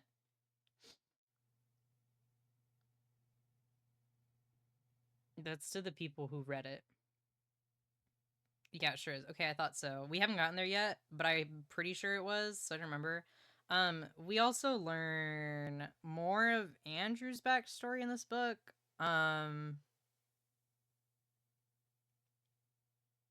It's rough. I put notes for this part in just like a very roundabout way. But essentially, the very short, very lightest way I could put this is we learn about why Andrew we meet Andrew's abuser, and they re-meet not through Andrew's choice, and his abuser tries to re-abuse him, and then Aaron and Neil walk in on it, and then this is the good part. Aaron fucking kills the guy. Yeah, he does die. He does die. This series is really good at the kill your abusers trope. Yeah, Neil gets a brand new XC racket, and Aaron kills the fucking guy with it. But it's like it's important because throughout the beginning half of the first half of the book, we know that there is a cop trying to like get in contact with Andrew about like somebody who was abusing kids that Andrew knew. And then this is kind of where the pieces are put together, where you realize that like, oh, his foster family had a son. It's his foster dad's son, right? Or yeah. I think that's the yeah, okay. I try to scrub it from my memory. His son was abusing Andrew, and that is just an entire clusterfuck of a situation. And it's not fun. So then they re-meet again, and then Aaron kills him dead. And I think that it's also the first time that Aaron finds out about it. And they have a moment because, whoa, Andrew killed your mom because she was abusive, and look at that, Aaron. You just did the same thing. But Aaron's kind of an asshole, so he kind of, whatever. So then I describe the next part, the end part of the book, in these 3 bullet points. First, yes, yeah, it's because, yeah, it is, yep. Here are the 3 bullet points I used to kind of sum up the rest of the main events in this book. First, Andrew gets to go to rehab and get off of his meds that definitely exist and are real. But at the same time, Neil has to pay the price for his crimes of being a bastard, and he gets shipped off to Evermore against his will. And by that I mean it's because that if it's implied that if he doesn't go, that yeah, he does get tortured.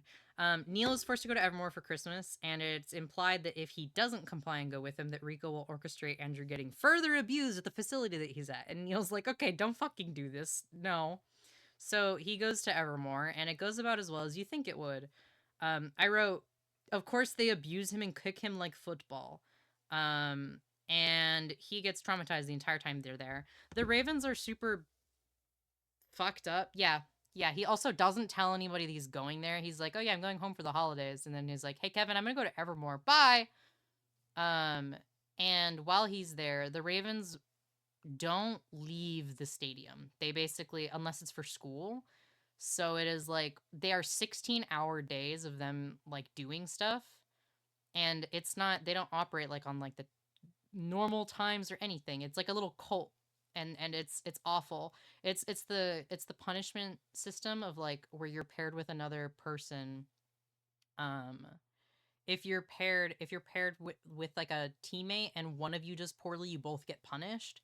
So it just like begets destruction and badness, and it's like they are only there to become like these little weaponized perfect soldiers, and they're so full of like anger and hatred that they are the most unstable group, and then like all of that anger and violence is let out on the court, and their pecking order is decided basically on how like on everything ever. And if you want to learn more about how awful it is, that's what the Sunshine Court's for. It's really bad. It's really fucking bad. But yeah, it's essentially just a cult, and Neil becomes Rico's personal punching bag. He gets partnered up with Jean, and Jean's like, "Hey, dude, this shit sucks," because he was supposed to have been his partner to begin with. If he had signed on to the Ravens, it was supposed to be like 1 and 2 and 3 and 4. Like Jean would have been his partner essentially. So it's kind of a hateful thing of like, fuck you, you weren't there, but also at the same time like, yeah, he is also forced to sleep in Kevin's room. So by the end of the abuse and torture and everything, yeah, Neil was supposed to have been 3, but then Jean got signed. So he's 3. But they should have been the other way around. So by the end of his little stay, Rico's like, okay, now sign on to the Ravens, transfer to our team. And Neil, the fucker, says no. And like, no one says no to the Ravens. No one walks away from the Ravens. So obviously, Rico takes this really well and just lets him free because he's a nice guy. Wrong. He waterboards him and does all kinds of horrible shit to him and then dyes his hair red, which is like his natural hair color. And like he also doesn't wear his contacts anymore, so he has his blue eyes. So his hair is like red again because he hid his appearance because he looked like his dad. They force him to look the way he used to, and then they tattoo the number 4 beneath his eye out of force, and then they just let him go and ship him back off to Palmetto State.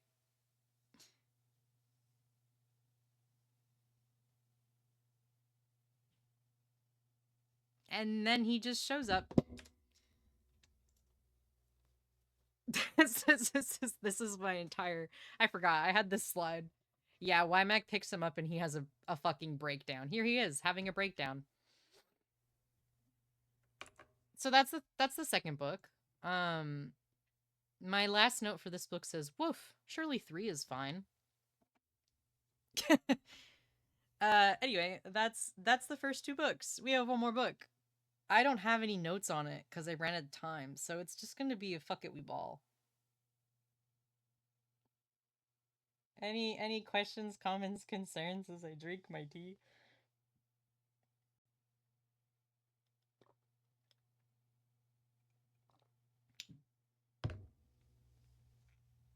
This one is gonna be probably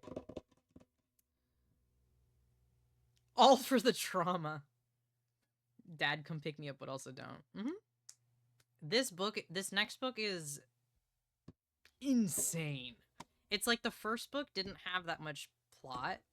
The second book has a little bit, like, it leaves you having more questions than you did answers. The third book is insane. It's insane. And you're like, there's no way she'll be able to answer and resolve everything in the span of one book. And then she does. Also, I have all the links to the artists who did all of these. So if anyone wants them, just let me know, like on my Discord server, and I can. I can provide them. Because I would not use artwork uncredited. I have them all. I have all of the sources of all of these artsies. This is actually, fun fact, this artist, I think it's like Requiem of Kings or something, or Elcaster, one of them. This artist did like a lineup of all of the characters, and that art is actually used on the Wikipedia. And then later they did a little poster, and I actually own it. And I met them in person because I have some of their stuff that they made. And also, yeah, this is Starcaster's art right here. I think they got to do some of the art on the Rainbow Crate also. I have them. I'll show you them when I get home. But I have to show you guys all of the All for the Game stuff I have when I get home. But there is really beautiful illustrations in the Rainbow Crate boxes, and they're so fucking cool. It's so good. Also, a fun fact about All for the Game. We're having a little intermission here so I can tell you guys unrelated things that don't fit into this presentation. All of the characters, dude, it was so long ago, you didn't even know about it back when it came out, like when it was for pre-order. It was on pre-order last year.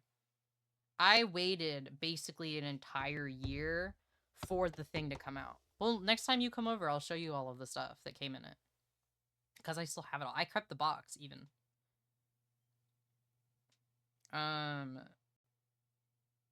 Yeah, I met Requiem of Kings, who did that art. Requiem of Kings did that art, and then Elcaster did this one. And all of the characters, they don't really have, we don't get a lot of information on what they look like. So what's really neat about that is that people are able to interpret their designs however they want. So you will see people draw these characters with like the same details but different every time, because she doesn't give like super specific information on what they look like, so you can kind of interpret them as you want. But also Neil doesn't pay very close attention to what people's actual physical features are because he's just not built like that. So that is also kind of why. But other than like this is their hair color or eye color, and then like he says that Nikki is like dark, and that's it. It's cool because then you can kind of interpret them however you want. So you'll see like the Minyards are drawn differently. People draw Kevin a bunch of the time. Yeah, Kevin is tall and has spiky hair. That's not Kevin, sorry. Matt. It's like Kevin has black hair and also the number 2, and that's it. That's literally it. That's all you learn about him. Okay. Here's also a thing for people who are unfamiliar with the book. Okay, this is your first time, so people who read them, don't answer this. Here's my favorite game to play. Neil does get a canonical love interest at the end of the series. For those of you who haven't read the book, who do you think it would be? Here they are. Here are the foxes. Who do you think it is? If it's Rico. No, it's not fucking Rico. Jesus Christ, Mossy. What the hell? Wrong answer. Try again. No guesses are wrong guesses. I just want to know based off of the vibe and how I've described them. I can give you more information about their dynamic if it's needed. This is just my favorite game to play.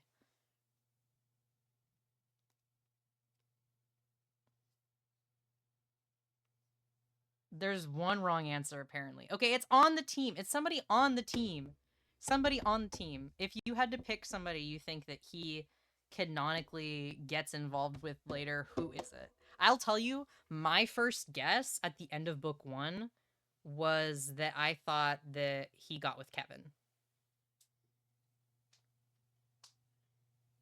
Kevin. Yeah. See, you and I are of the same mentality. Andrew has those enemies to something vibes.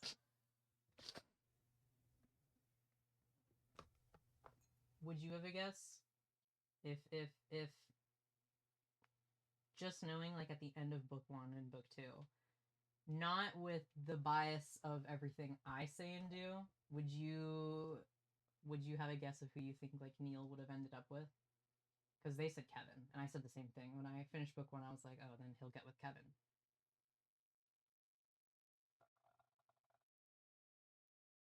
No.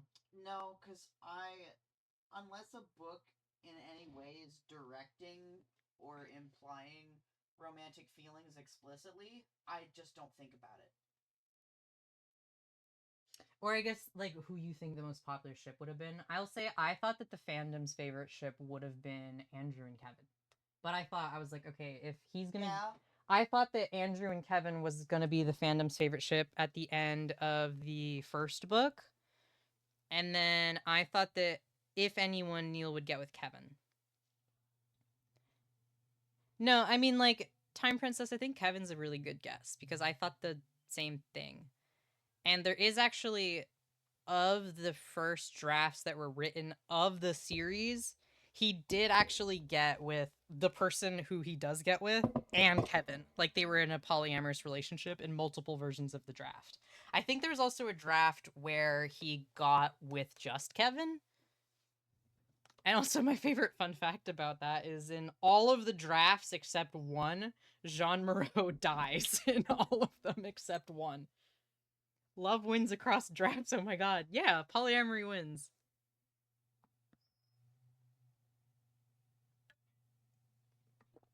Yep. Oh lord, oh fuck. Yep. Alright, guys.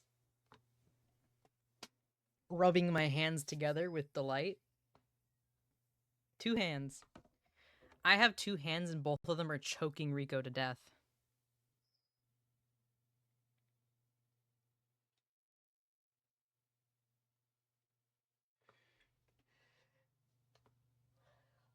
As you should. Thank you. I actually, fun fact, It's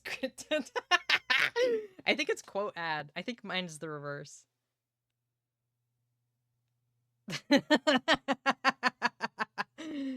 I'm glad that you liked that one. I actually have drawn and storyboarded a scene from the third book twice.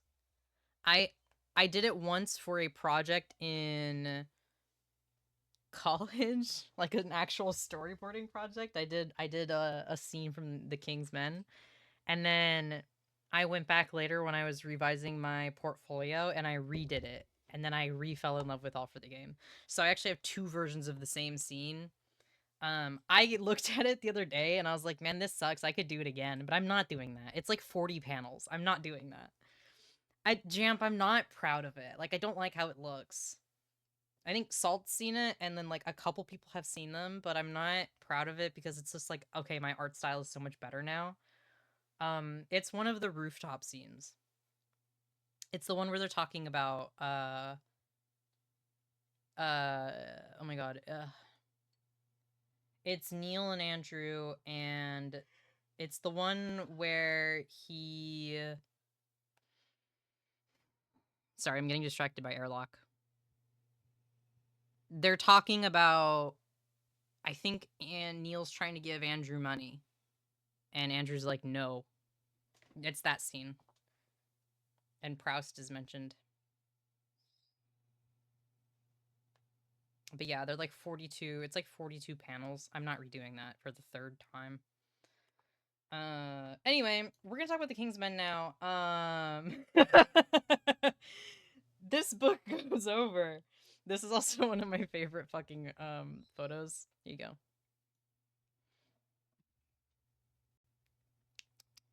Yep. Okay, so we're gonna talk about the third book. In this book, we go over homosexuality, the mafia, daddy issues, and more. I don't have any notes for this book, so we're just gonna fucking go. We're just gonna go, alright? Speed round, speed round, speed round. What the fuck happens? I'm gonna pull up the book on my phone. So much happens. I know all of the big events that go on, but the order and also the very specifics, they're gone. Just because it's so much. Hang on. I have the PDF of it.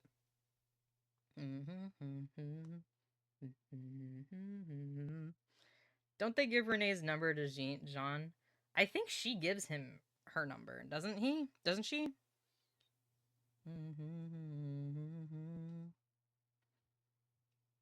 Yeah, she gives him her number. Hang on, I have to pull up the books on my phone. Where is it? Etc. Books. The King's Men. This is the last book you said you had. Oh no, I have all 4 of them. But there's only 3 books, right guys? There's only 3 books. Okay. Oh, Allison and Neil are friends in this book. They're like besties. It's great. So he comes home and everyone's like, "Oh my god, you are so fucked up. What the hell's wrong with you?" Everyone is upset about the 4 on his face. Everyone is pissed at the fact that he went to Evermore and didn't tell anybody. Everyone is just like, "Oh my god, Neil, what the fuck happened?" And he's just like, "I don't know what to tell you." Andrew comes back. He's also pissed, just generally. He is no longer medicated. He's a free boy. No more meds. Yay. No more meds. Yippee. Yay. Good time. He just is an enigma. He's an enigma. No, I didn't gloss over it. I said that he forced him to get the number 4. Yeah, basically everything that he is and was is just out in the open. It is, I'm pretty sure, I think he tells everyone like, "Hey, I'm okay, this is the full story of his thing." So, Kevin's mom and Tetsuji made Exy. Then Kevin's mom dies, and Kevin gets taken in by the Moriyamas. Rico breaks Kevin's hand because Kevin's better than him, okay? The reason that Kevin leaves and goes to the Foxes specifically is because like his mom and Wymack is his dad. And this becomes public knowledge, like, from this point on. Kevin actually full balls says it on, like, national television. And people are like, hang on, what the fuck? And Coach Wymack is, like, wobbly paper noise. And it's a big thing, too, because Neil finds out about it because he finds Kevin's letter from, like, it's a letter that his mom wrote about Coach Wymack being his dad. And that's why he was able to kind of muster up the courage to leave the Ravens and go down there, is because he knew that Coach Wymack wouldn't, like, turn him away. That's his dad. You are my dad. You're my dad. Boogie woogie woogie. I've never gone skiing before. So Kevin also tells people on national television, he's like, "Did you guys know that I've never been skiing?" And then loosely implies, like, everyone's just essentially, this entire book is like, oh shit, the Ravens are really that bad. And Kevin basically indirectly confirms this. And he finally gets some chest hair about it and stands up to them a little bit. And everyone's like, what the hell? You're not supposed to say no to the Ravens. You don't walk away from the fucking Ravens, you bitch. But alas, he did. He does. Yeah, Kevin does drink a lot of alcohol. And then Neil and unmedicated Andrew start to have a lot of, like, rooftop conversations. Oh, wait, no, I didn't finish. Okay. So that happens with Kevin. That's why he's down there, is because Coach Rymax's dad. You're my dad, boogie woogie. Neil's situation is that his dad was like the force. Like, he helped enact the Moriyama's crimes, basically, in the US. And then Neil is going to be sold to the Moriyamas because there's no way that Neil would have inherited the Butcher's empire, because it doesn't work like that. Nepotism isn't how they roll. But then his mom stole Neil away and a bunch of Moriyama money, and they were on the run for a really long time. And then Rico finds him again and is like, you motherfucker, you're supposed to be mine. And then Neil goes, nuh-uh, not me, bitch. That ain't me. Fuck you. And it goes over about as well as you would think. That's the recap and the total story there. So Neil just loses his shit this book too. He's like, you know what? I'm a dead man walking anyway. Who gives a shit? I don't give a shit. I don't give a shit, bro. Him and Andrew start having a lot of rooftop chats and, like, exchanging the truth and, like, doing truth for truth. And it's a whole deal. And then somewhere along the way, he's like, wait a second. Andrew, how come you don't want to get with Renee? And he's like, you're dumb. Ask Renee. And then Renee's like, dude, he likes men. He's not gonna like. He doesn't like me. I'm a woman. I'm not his type. He will never like me. I'm not his type. And Neil's like, what the fuck? What the hell? Gay people aren't real. What do you mean by that? And then they flirt on the rooftop, and Neil doesn't even realize that he's flirting with him. And then they kind of start, it kind of evolves from there. So if any of you thought that he would, I guess, Sunshine, you were the one that guessed that he'd end up with Andrew.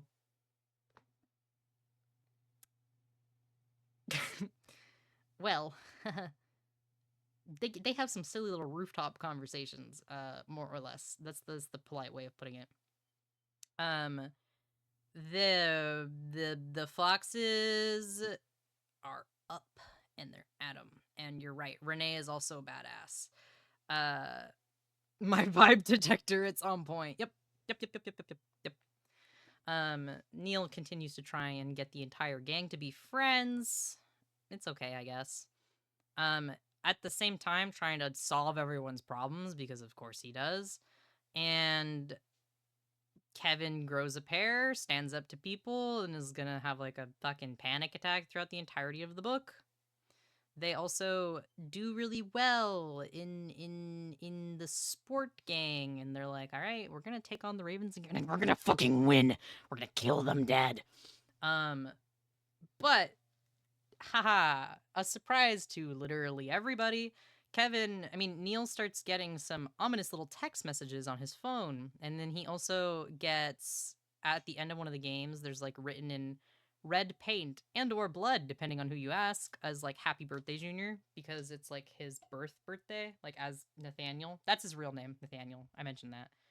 Someone wrote on the wall like Happy Birthday Junior, aka him. He's Junior because his dad is also named Nathan. Yeah, the Ravens are undefeated. And the fucking Foxes are like, yeah, we'll win. We got the power of friendship. And Neil's like, okay, I'm gonna shit myself, dude. So he starts getting these text messages that are counting down to something, and he's not really sure at the beginning what it is. But then he finally puts it together at the end of all of it that it's because his dad was released from prison, and it's his dad's gang that are coming for him finally. And at the very end of it, he's leaving and he looks at Andrew and he tells him thank you, basically, for everything. And then just leaves. And he is taken captive by his dad's gang. They burned the number 4 off of him with a car cigarette lighter thing, the circle thing that you can pull out. That's why some of the art of him has like this like modeled pattern right here. Sorry, whoop, right here, because they burned it off of him. And then he gets like a bunch of cuts and stuff all over his face from it. And I think it's Lola. Yeah, it's the cigarette thingy. Andrew flips his fucking lid because even though the entire time he's been like, you, oh my god, okay, there's some really banger like Andrew Neil exchanges in this book. One of my personal favorite ones. Let me see if I can find the exact thing because it's so fucking good.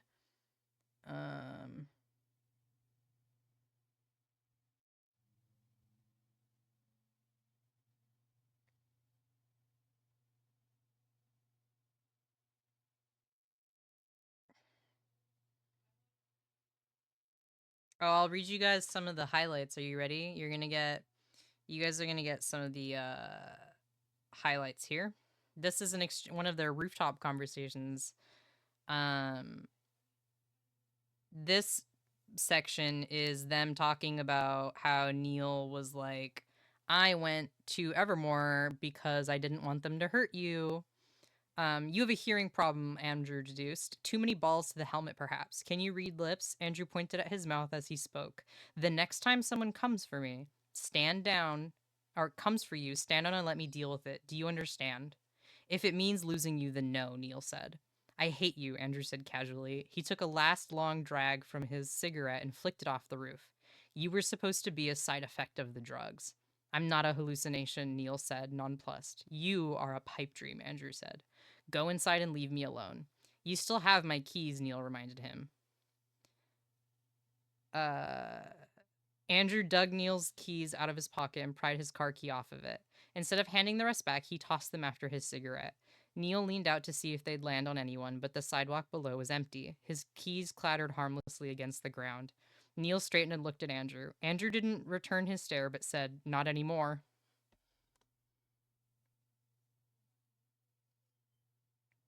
Yeah, that's one of them. One I'm looking for very specifically, though.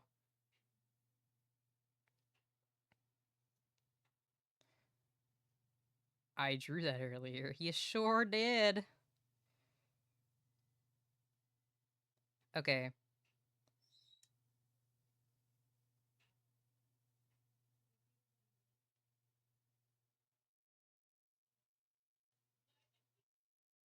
Da, da, da, da, da.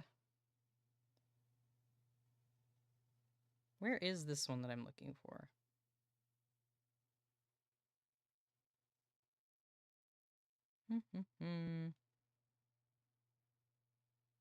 Oh, here's another really good one. Um, da, da, da, da, da.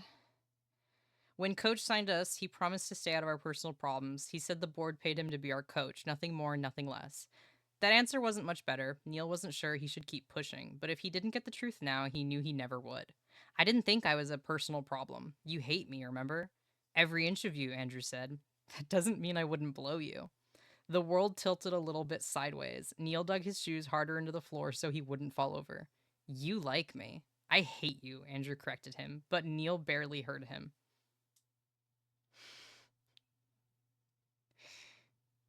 You never said anything. Why should I have? Andrew lifted one shoulder in a shrug. Nothing will come of it. Nothing, Neil echoed. I am self-destructive, not stupid, Andrew said. I know better. And then the one I'm looking for...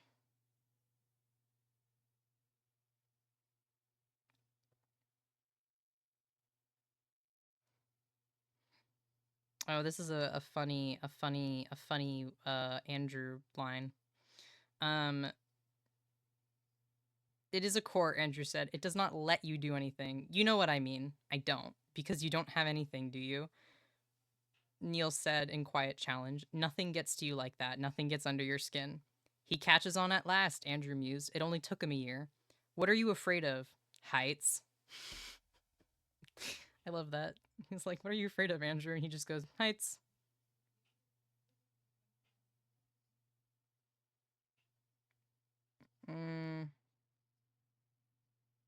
Where is this fucking line?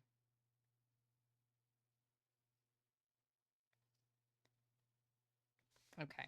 I will have to Google it.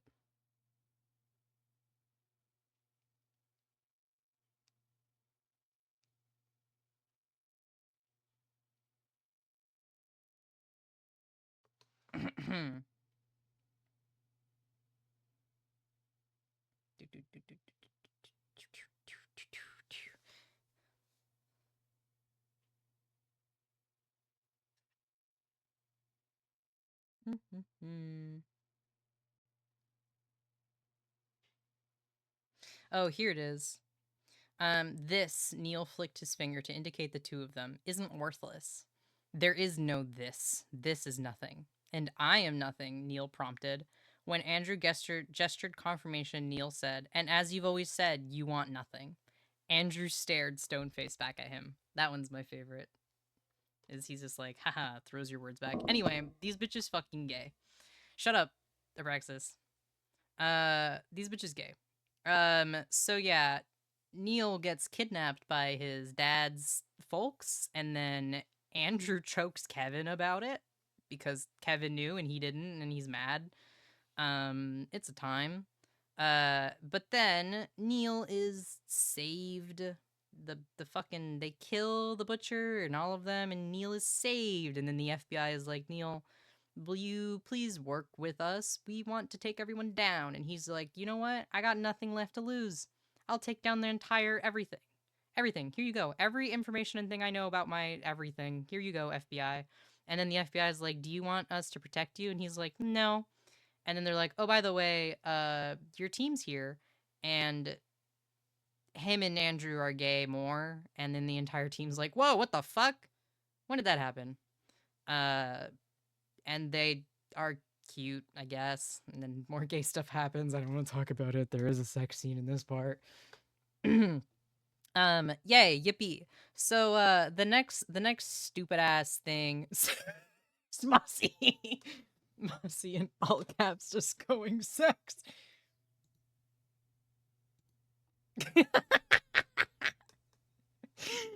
That's funny, Mossy. Thank you. So you might be thinking, well, Neil, you got nothing left. Surely you won't try to take on the Moriyamas, right? Wrong. That's incorrect.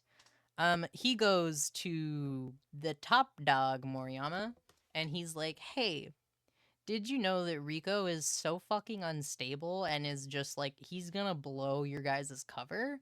And this is all, he's a little freak. What? Why are you telling me to wait? I'm waiting.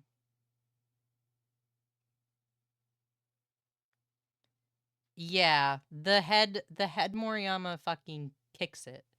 And so, yeah. The Moriyama power transfer is so real. And then Neil's like, hey, Rico's crazy and he's gonna blow your guys' cover. You should do something about this. Also, I know that yeah, Rico did also try to kill Neil on live TV. And then Andrew almost killed him back. You know how it is. Um and thank you guys. I don't remember this book very much. Um he goes and is like, "Okay, so you guys are now having problems because money is hard. What if what if I give you some of my money when I am professional Xe man forever? I will give you my money. And also I will include Kevin and Jean in this, and we will give you our money if you just let us be off on our duties. We always belonged to the original Moriyamas, not these clowns down here. So we're just coming back, you know? He kind of manipulates his way about it, and then they're like, "Okay, whatever. You can Hi guys.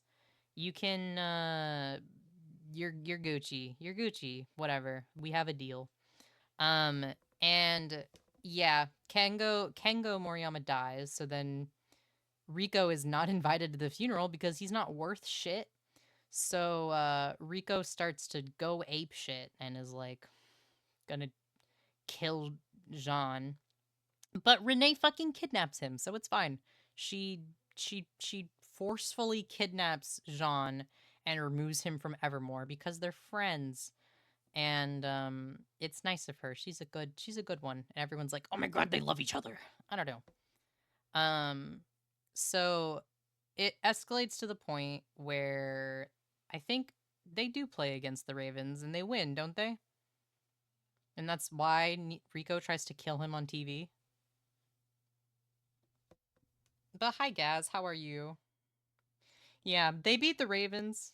Rico is so unstable and pissed about it. He tries to uh yep,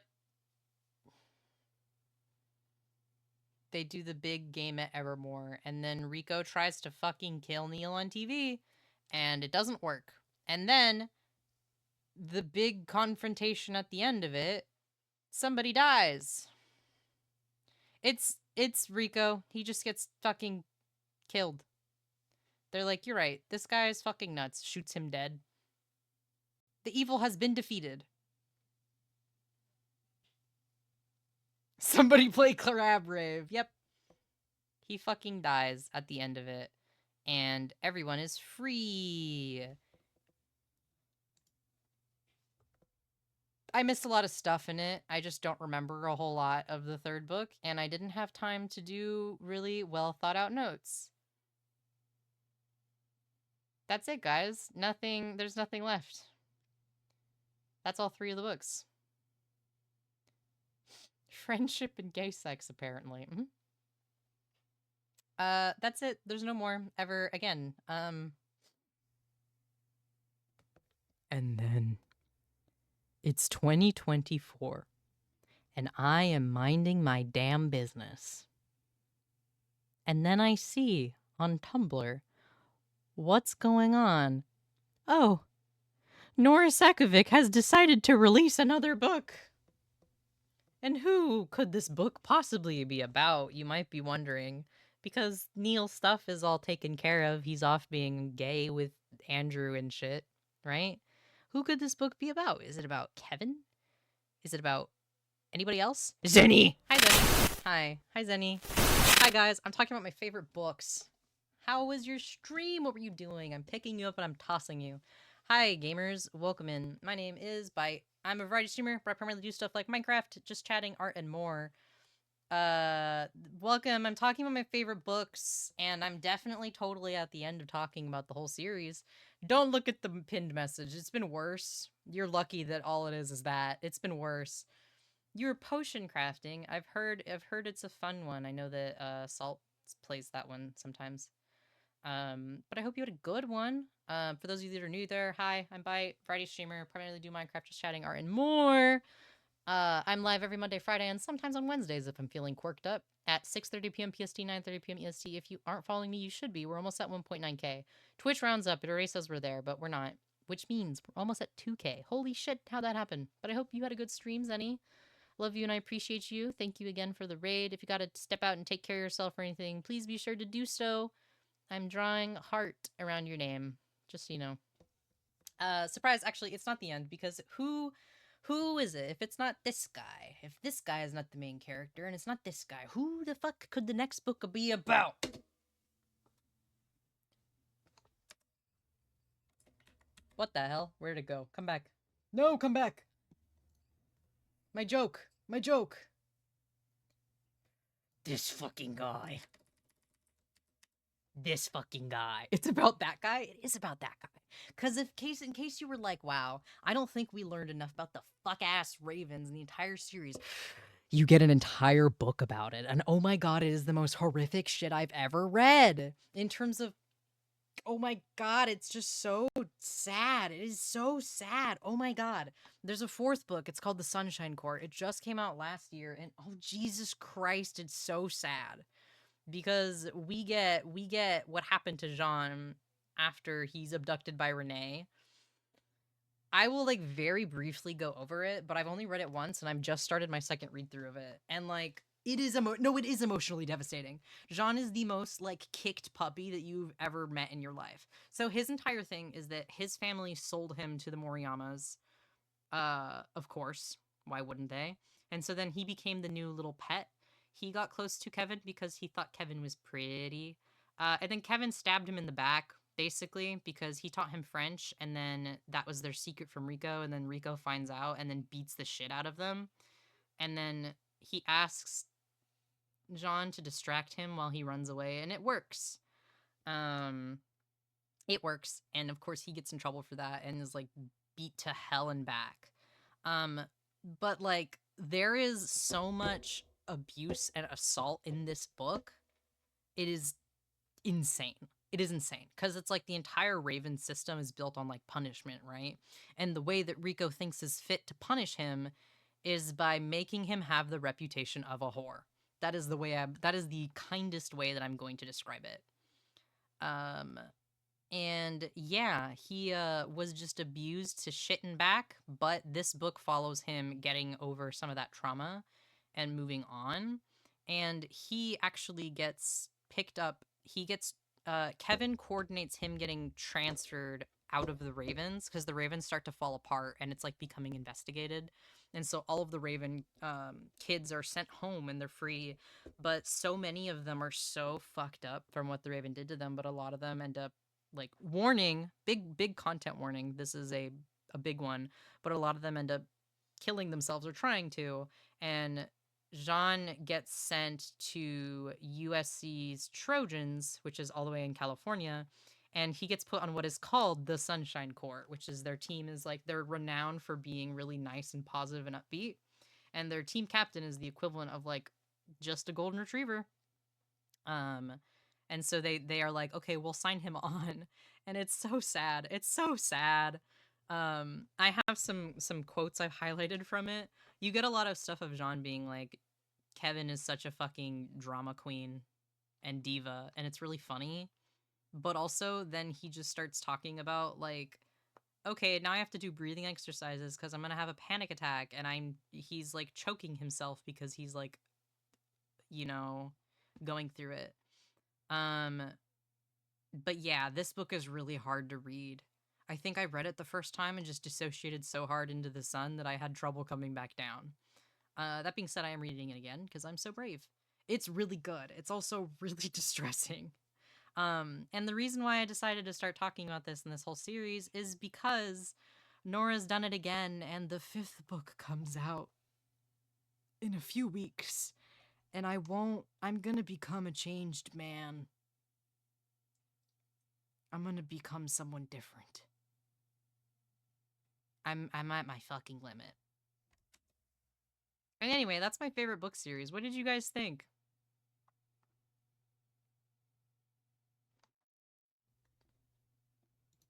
You love it, really? Hell yeah, I'm so glad. I don't have my my whatchamacallit? My normal my normal just chatting screen, so this is what we're doing. Now. This is the me. This is my new just chatting screen. It's my BRB screen. Oh my god, look at those guys. I know them. Yeah, you infected me with it, and now it plagues my everyday. My library doesn't have it, probably for obvious reasons. Yeah, I mean, I bought it online. I bought it online. 10 out of 10 summarization experience. I'm glad that so many of you stuck around and actually listened and enjoyed. I'm sorry that that wasn't the most comprehensible information. Uh, that wasn't the most comprehensive breakdown that I've ever given. It definitely wasn't as put together as my alien one, but I was just really excited, and that was the best I could do on short notice. Um, but it is a really good series, in my opinion, and also you're supporting a self-published work. Basically, it's not like the most coherently written thing. It's not the best thing in the world, but I like it, and that's all that matters. Yeah, and this is Ollie art. Um, yeah, jazz hands. I love, love, I love it. I love it. Yeah, I mean, also, I don't know if you think about it. I don't know why people clown on her for writing because, like, she was able to convince me that this was like a thing that could happen. So, actually, I would argue that she's good at writing because she was able to, like, I don't know, she just made a very unbelievable thing be believable.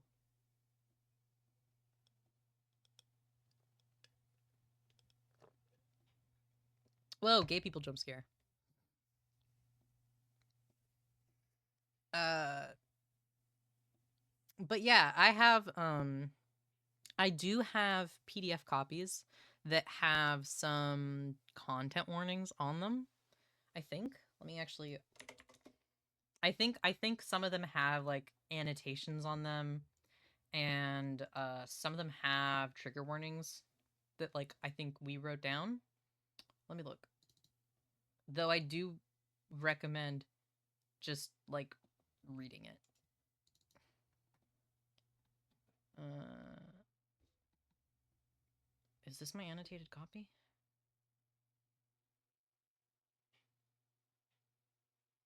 Yes, it is. This is an annotated copy. This is like a shared annotated copy, and this quote from Neil is highlighted, and it says, "It's not the world that's cruel; it's the people in it." And the comment says, "Chill out, edgelord." Here, we're doing this now. Um, this is a highlight. It says Andrew wasn't cheerful naturally. His mania was drug induced and court regulated. And the note says court mandated silly guy. That's not right. That's funny. There's also a Neil's not traumatized, right? Not yet, Neil said. And then it just says LOL.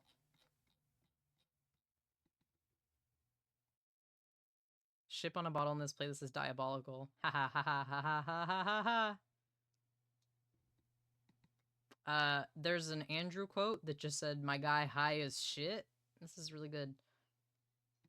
Oh, this is simping over Kevin. Who did that? It's a Kevin line that says, "If you won't play with me, you'll play for me," Kevin said. "You're never gonna get there on your own, so give your game to me." And the comment says, "He's so hot."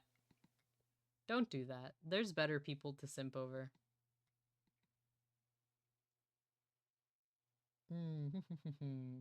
My favorite experience is always like, oh, who of the trio do people like the most?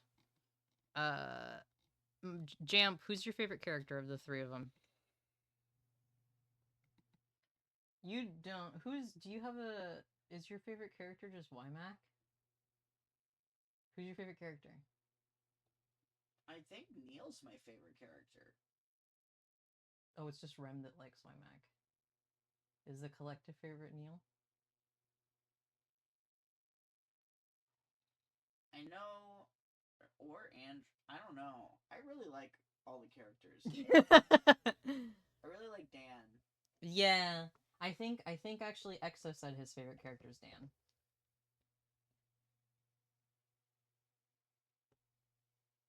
I like Neil. He's unwell. I'm a sucker for a cunty character, so I like Andrew a lot, but I don't think I have a favorite of the trio or just in general. My favorite is Andrew. Yeah, of course it is. You're gay and or edgy? Yeah, of course he's your favorite. That's not at you, Cameron. That's just like in general, from what I could tell. Like most people that like Andrew is like that. I'm partial to Andrew, but I am also such a fan of Wymack. You are an Andrew fan, Abraxas? Who could have thought of this? Who would have thought this?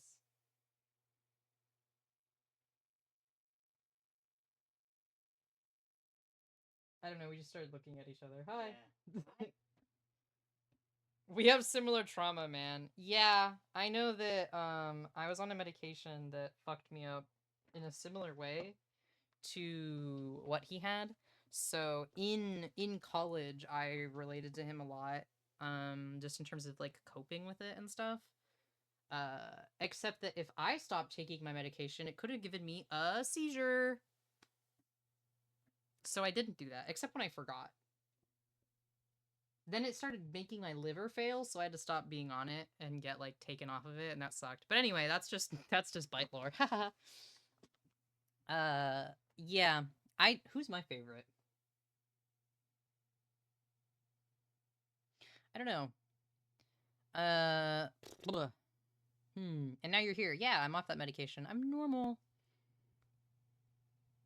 Merbite and Andrew feel like the same shape of guy. What just happened?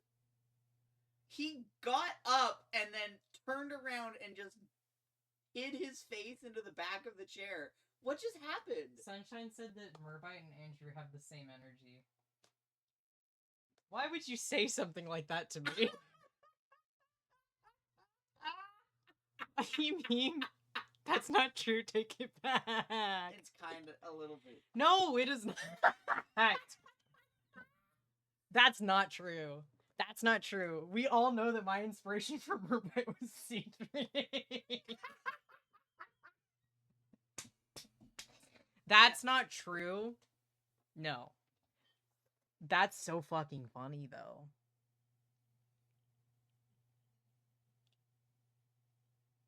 Oh, man. If anything, I would say if any of my characters were like any of them, I think Mars and Andrew have more overlap. Yeah. Which they know a little bit about Mars, but not the full picture. Brax is just going, not quite. No. Stop. Don't quote that. They quoted, we all know my inspiration for Merbite was the dream.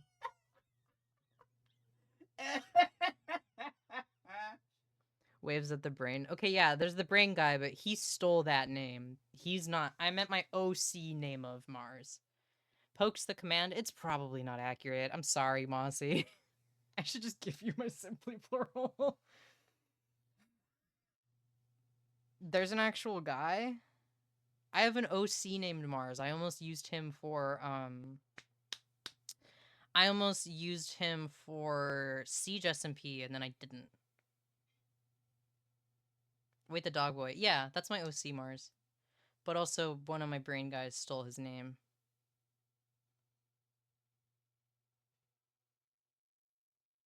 Oh, fuck. I just made the connections. I said that, and then I realized brain guy also at some point had some flavor of Andrew thrown into him. Fuck! Fuck, I'm taking off my headset, and I'm laying down on the floor.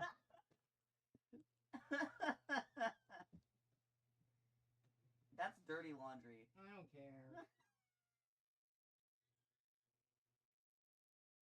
My life is a parody. Family Guy dead on the floor. Coming to you guys live from the floor. Hey. I'm off. There's dust in this corner. Yeah. One of my brain guys stole my OC's name too. Andrew is leeching into Bite's water. What do you mean by that? What does that mean? What does that mean? Andrew Minyard, I don't know who needs to hear this. Andrew Minyard does not live in my brain. Somebody else does. Microdosing Minyard. Could you imagine if I was like, no, actually, I have Aaron in my brain? God, that'd be awful. A water-based parasite. Dude, this is the bad place. Tardigrade? No, Andrew.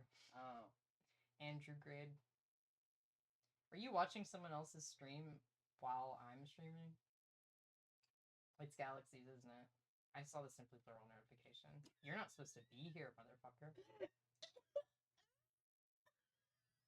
Call up post for Salt Cypher, not attending my stream, is actually watching Galaxy stream on the bed right now. I'm also watching your stream. I just didn't want spoilers, so I wasn't listening. I haven't been talking about it for like 30 minutes now. Okay. Well, now I know that. I'm always in your chat whenever you're streaming. I didn't want spoilers! Damn, hated. Wow. If I don't make jokes, I will think about Andrew and Neil's conversations and I will cry. Cry then. I actually... Oh, now I can show you guys the hoodie. Hang on. I'm gonna put it on. And you guys are gonna be jealous of my hoodie. To be fair, does Salt need the stream up if they're in the same room as streamer? Yeah, I do that. But also I mod for you. Mm-hmm. Is there anything incriminating around if I put camera on? Why do you say Angel, that? hide the drugs. No, we're good. Okay. You guys are gonna see my hoodie. Does Red still have her dog? Yeah, Martha and the other one, I forget its name, are still there.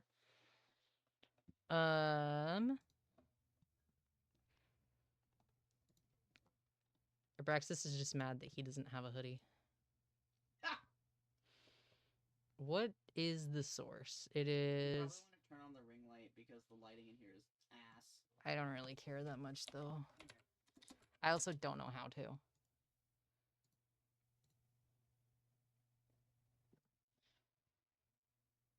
No. Okay. Hello. Here is Salt Cypher. They're right there. How do you turn it on? There's Like a thing? it's down the side. Or it's next to the down the next to the PC. No. This is next to it. Left. This is the left. Under.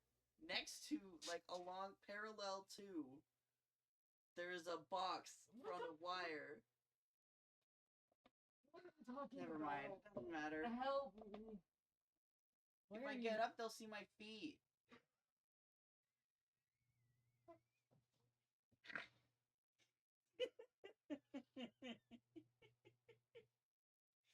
Anyway, it says Palmetto State Foxes. Oh shit, that's my thing. Those are my words. Don't look at that. It says that.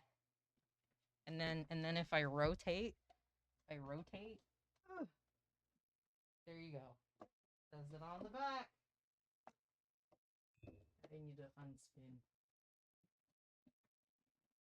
I always, when now that we're, like, actually reading the book and stuff, I don't have this association anymore, but for the longest time, I would see Minyards and just think of Maynards, like the candy. Doesn't mean anything to me. I'm looking up Maynards. Where did get? Somebody was doing a bulk order of them online, and they were like, "Oh, does anyone else want them?" I also made sweatpants, and I couldn't afford sweatpant too, but I could afford hoodie, so I got the hoodie. I have never seen this in my life. What? Sour Patch Kids. They're just called Sour Patch Kids. It's in the brand. States. What do you mean you've never seen them? No, but like it doesn't say that at the top. It just says Sour Patch Kids in the States. What? Yeah. What the hell? Sour Patch. You did just spend 10 minutes arguing that there isn't a Minyard in your brain, and now you show up in his hoodie. Yeah, because there's not. I just related to him and liked him. Oh, I guess it doesn't say. My favorite character has changed over the years. I'm allowed to have opinions. I can have opinions. I'm permitted. Am I not allowed to stand? Just don't fall.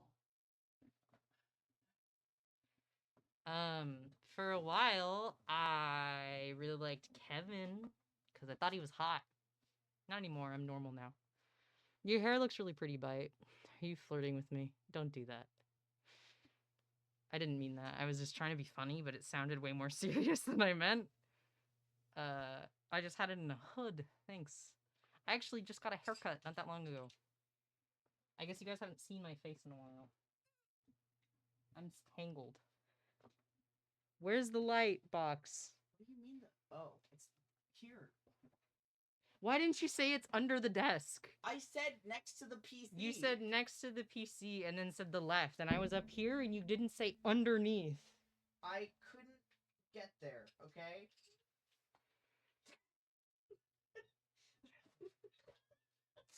There's a reason I was banned.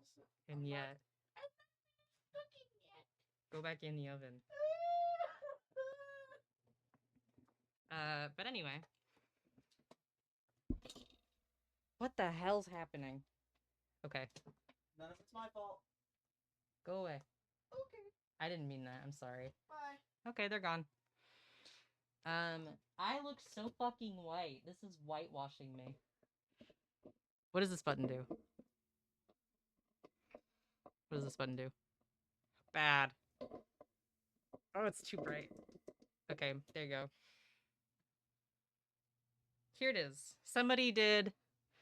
I'm too short. I have to tilt it down more.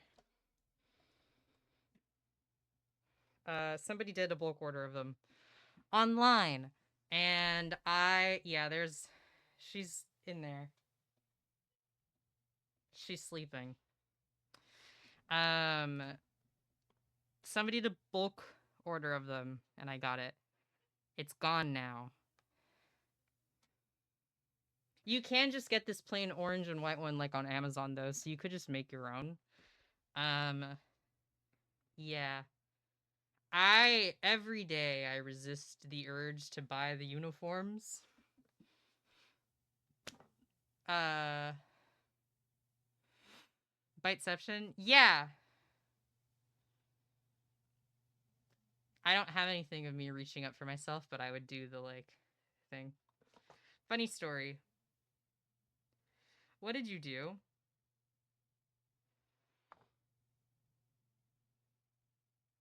I could just tell you where to get them. I can just tell you where to get them. You can get them. I wanted to make it. Okay.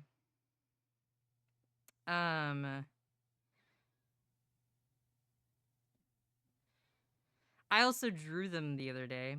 If you didn't see, I posted it in Byte Art channel. But I did draw them. Oh, that's not. You can't see that at all. Too bad. You should be in the Discord, fucker. Then you could see it. It's there. I'm actually proud of it. It looks really good. I used to draw them a lot more. Then I stopped doing that. Where do you get them?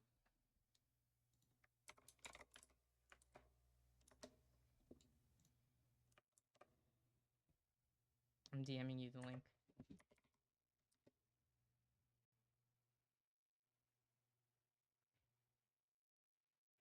Shit's happening. It's here. It's here. It's just right here.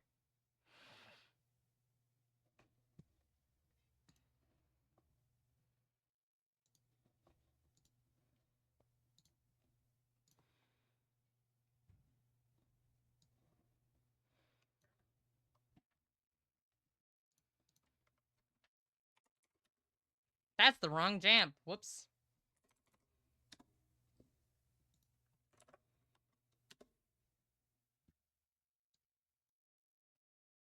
I looked in the Discord and saw the art, so ha, yep. Also, this is what I did after I left. I just went and I laid on the floor for a little bit. That's what I went. You guys were like, he's in your brain. And I went, no, that's not true. That's not true. Not him. Someone else. Krillin Corner. But yeah, that's my favorite book series. There's a second Jamp. I know two. You and then Jamphibian. Questions, comments, concerns. I love this fucking book series. I'm gonna read it again. Oh, also, if you don't know how to read, they are on Spotify. But, how do I say this? The narrator is my enemy. The narrator is my fucking enemy. I just don't like his voice that he uses for them. Also, he changes his voice actor. They change Renee's voice like twice. It's very weird. Also, Spotify caps your listening hours. What do you mean? What other series would you recommend? You can't tell, but I did a devilish little smile. Hi, Demi. Hi. Why do so many people have pets? They don't. It's just Rico. But hi, Demi. All I have is concerns. Don't. Why?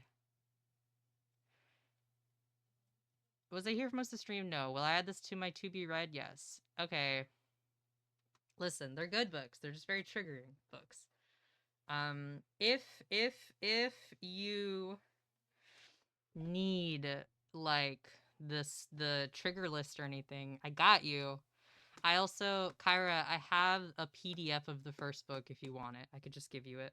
But you should buy it, but in case you can't or you can't afford it, I do have it. It also has like the trigger warnings and also silly commentary on it. I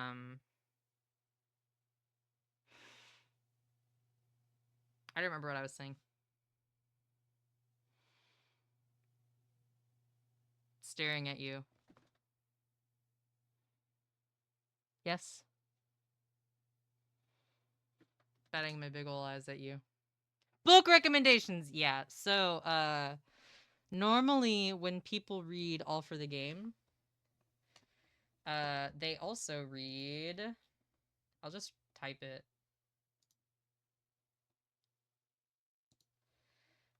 They also, so it's All for the Game, but they also read The Raven Cycle and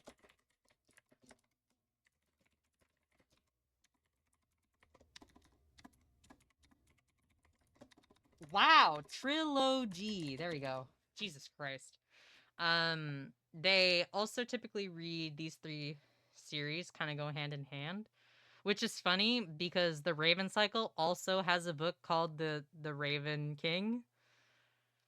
Galaxy. Galaxy. Galaxy. Hi. Oh shit, my alerts are. Hi. Hello. I was just doing book time where I told you guys about my favorite books. We're done with it now. Instead, I'm here. Hi, Galaxy. How was your stream? I heard you're back to living. Welcome back to living.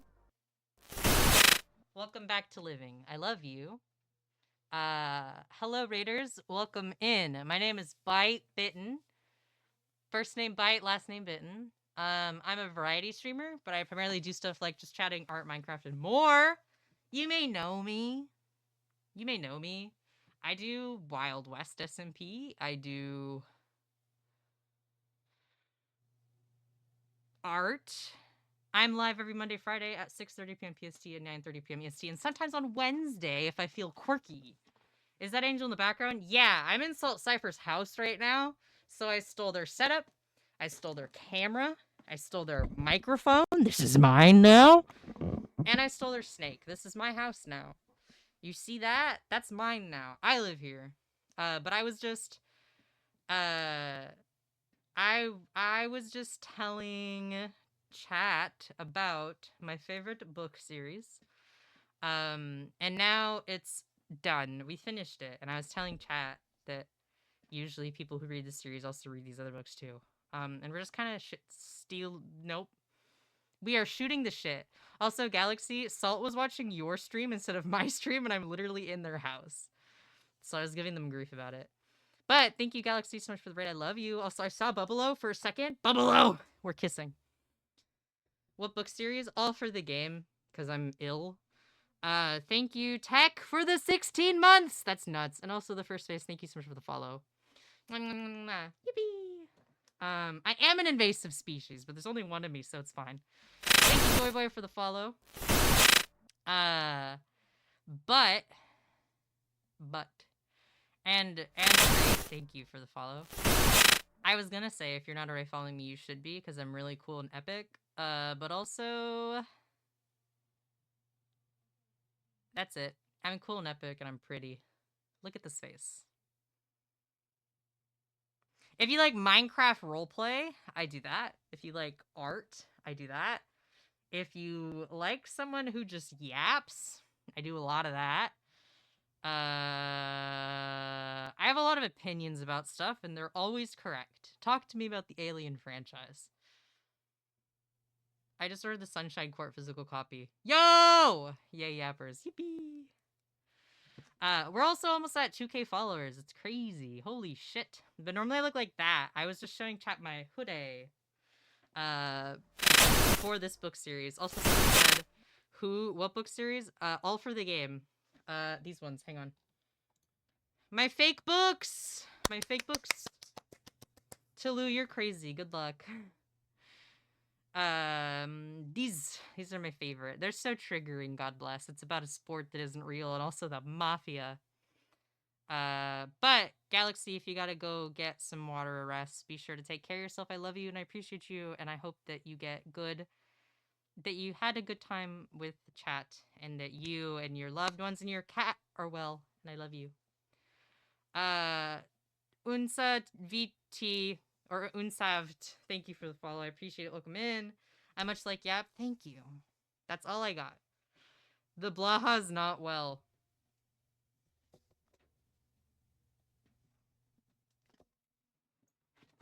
I mean, I can show you.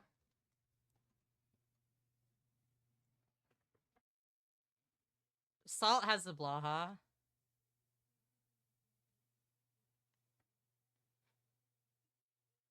It's not mine. Someone else. It's Salt's, but I'm in their house, so it's mine now. There they go. You don't have a burnt one? What? Oh, Galaxy's Blaha was set on fire? What? Did you catch it on fire? Salt bite real. Hi, White Eyes. I did not. Are you lying? Not on purpose. Okay. Lobotomized him. White Eyes. I'm getting mixed. Galaxy. I'm getting mixed messages here. What is the truth? Yeah, I don't know why I stood on my chair also. I'm just kind of quirked up. It spontaneously combusted, allegedly. Galaxy's here now, so now you don't have a choice. I was just telling her how you were watching her instead of me. I didn't want spoilers! Also, she lobotomized her Blahaj? Right! Our Blahas are gonna be twins! I need a lighter. Galaxy streamed? Yeah, she sure did, What Eyes? Galaxy put a heart emoji. You're also being told no. What? To not do that. But he's too pretty. He needs character. Sorry, I'll leave. I didn't do anything. You just heard Galaxy and blacked out. What? Exactly. I said you heard Galaxy and blacked out. Untrue. I should tell her that she's your fucking front trigger. Does she know that? I don't think so. Can I out you? You're not muted. I know. Well, yeah. Yeah, but I'm not like saying it directly, You so can no say one. it direct, yeah. Okay, Galaxy.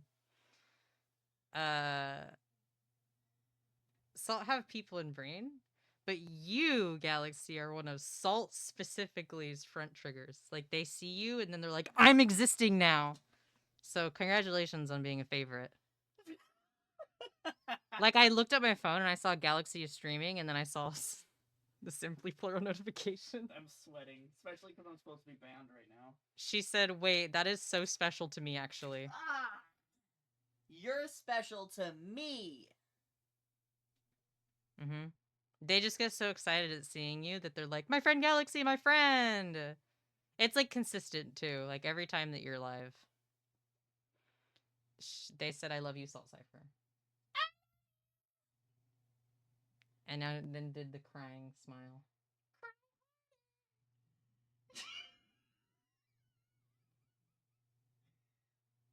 Toulouse said, "You're besties." Yeah. I'm so happy. Galaxy, I still have that little green rock that you gave me. It sits on my desk at home. Also, people asked if I was gonna steal Angel. Nuh-uh. She's stupid. I don't want her. My bird could beat her up. Also, Mitten wouldn't allow it. No, not even a little bit. Mitten would not allow it. Bye, Atlas. Have a good one. I hope you get good rests. That's all I planned to do on stream today was talk about All for the Game. Do I have anything else I could show you guys? No. Good night, First Base. Do I have anything? Nope. Nope. I don't have anything. Your shrine is back in your home. It's not a shrine. Your collection. I do have a collection. So I have a sticker of them. You do. Do you want to show it off? Or you'll have to angle it. There they are. It jump scared me this morning because I forgot and I looked over and it was right there and I was like, whoa. Why'd I said kiss? There's something to do. No! Sorry, that was so aggressive. I didn't mean to curve you like that. I like screamed no at you. I would expect no What? $300. Show your credit card so people can donate it directly to you. Okay. If you think I have any money, I don't. That was directly in the mic too. I'm homophobic now. What just happened? They were pretending to try and kiss me, but they didn't, and I screamed no at them by accident. And then I apologized because I didn't mean to curb them that hard. What are you doing? Are you gonna paint? No, I'm gonna need this for tomorrow. For everybody to, it's like gonna be a communal. Oh, canvas. It's like the thing that I did with my friend where we swapped them, but instead you're just leaving it there. Yeah. Cool. Is that salt bite baiting? No, because we are dating. Most of the time. Sometimes we're fighting. Okay. Actually, I think that the bingo, I think that is what the bingo was us taking advantage of it, I think. So I think that is salt bite baiting. It's the salt bite baiting is anything that's like us trying to profit off of our relationship as a joke. Yeah. So that's a bit go for my new chatters or people who are not super regular. I call it BitGo. It's just bit and bingo. So it's like I love bingo. And also you guys are silly. So I have like a thing where it's bingo but with like ongoing bits. My personal favorite is says something mean. I didn't mean that. Hi, Squibble. Oh, congrats on your gay white eyes. The bingo cult on there? No, it's just normal bingo. Also, by being homophobic, maybe? Was that homophobic that I didn't want to kiss you on stream? No. I could be homophobic. You could be. Do you want me to call you a slur? No, you'd like it too much. What the? You said you were being homophobic. No, it's different if it's about your significant other. It's different.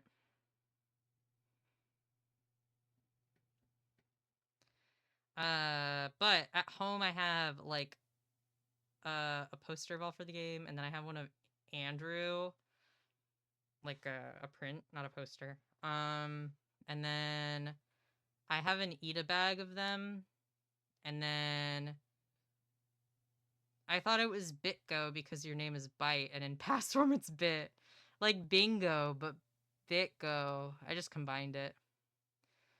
And then I have like 2 standees of like Andrew and Neil. And then my friend made plushies of them so I can fucking grisp them and kill them. Who did that? They couldn't see that. I wish they could have. It was funny. And then what else do I have? Oh, I got a pennant, like a team pennant. So I do have a lot of stuff, but you guys are gonna have to wait until I get home to see it. Haha, fuckers. I love Murder in plushie form. Me too. I love Murder. She's like a sister to me. Anyway. That's all I was gonna do today. Now you guys are just listening to my playlist. Because I know music better than everyone else on the planet. Does it count if it's on salts also? Because you have trans EXO. That's just because EXO's a woman. No. It doesn't. Bitgos don't count on other people's streams. Only on my streams. Here, I'll angle this away so Salt can enjoy their laydown without you guys fucking staring at them. I did a bit while you were gone of just being like, your room is mine. I'm stealing everything. The poster, mine.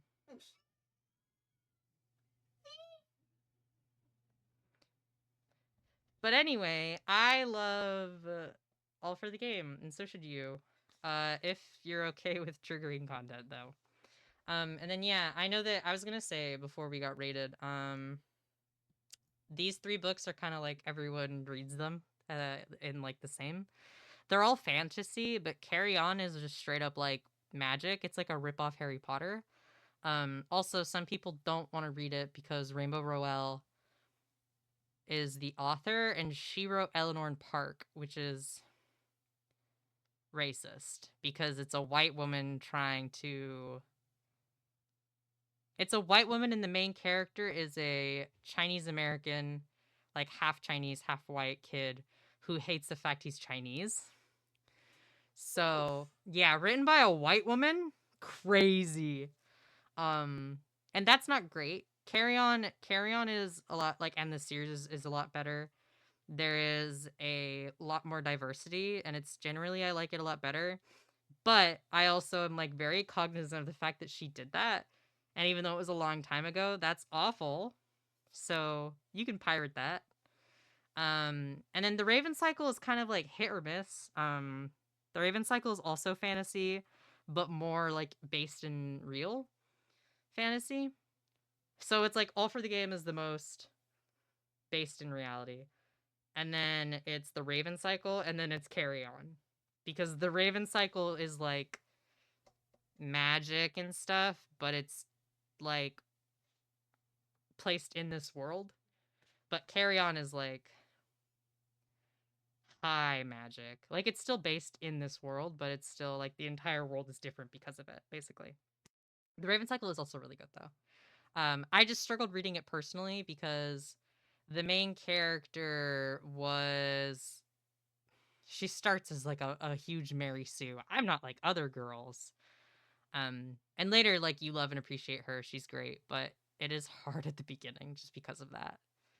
And then I think some people just have an issue with that author too, but I don't remember what it is. Hi Conix, thank you for the stretch. I love piracy. Appreciating the art without the downside of supporting an asshole. True. Bye, Joy Boy. I'm gonna turn the camera off. Goodbye. It's gone. Okay, but that's my sport book, my fake sport book, and everything. I hope you guys enjoyed. I enjoyed talking about it, and I can't wait until I can talk about it more. Sometimes I still hear Bite's voice. There's a disorder for that.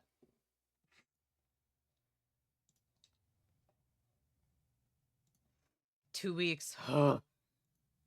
If you guys thought I was insufferable about it before, you're not fucking ready. When this book comes out, it's over for all of you.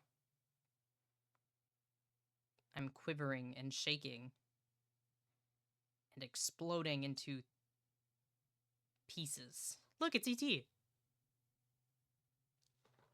Anyway, thumbs up emoji. Bites you? What the fuck? Oh, are you biting White Eyes? Okay, that's fine. I thought you were biting me. I was like, who do you think you are? I love all the art. Thank you. My you guys made that. Why were you calling ET homosexual? Cuz I have an ET plushie where he has a gay bandana. And so he's gay. I mean, it's an alien actually. So Cult of the Ram is great. Thank you. It's just this is all just fan art that I have got or commissioned from people. The E and T in LGBT stands for ET. Where's the E in LGBT? LGBT. Gonna go grab the correspondence tablet. Bye, Demi. I love you. Merbite, salt bite, normal.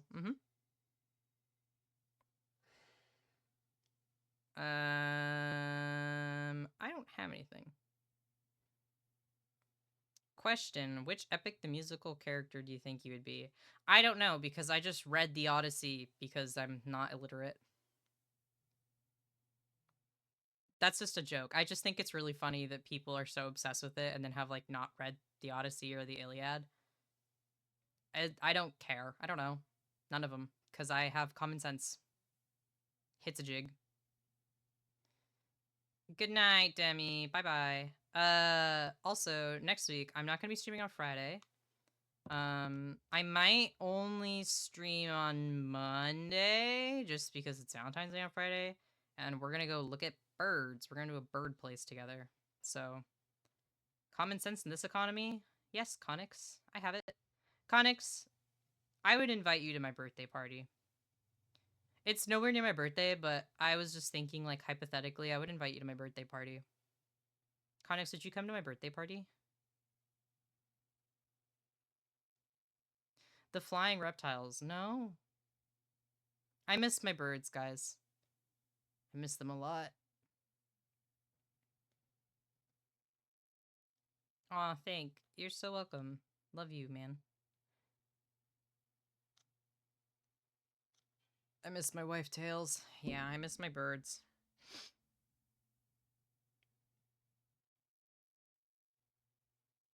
I think Moss also misses your birds. That's fair.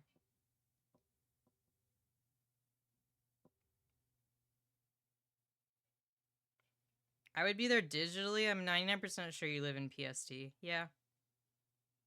This is correct and factual.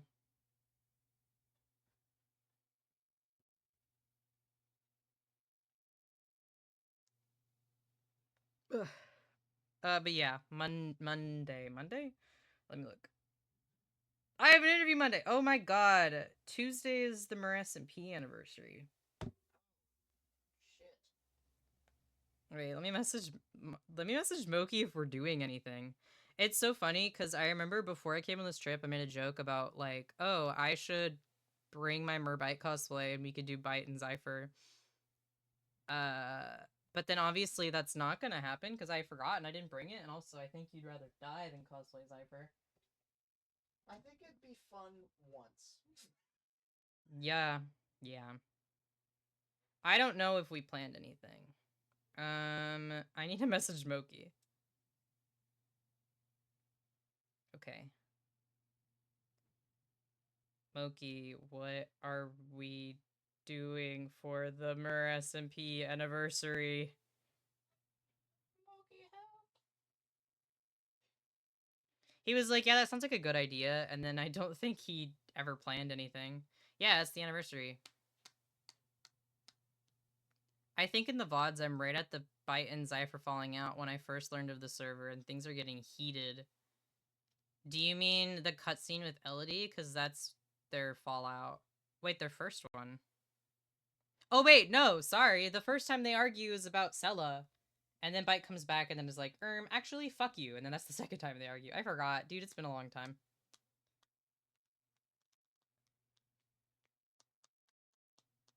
Yeah. Okay. Yeah, sorry, White Eyes. It'll have to be Monday.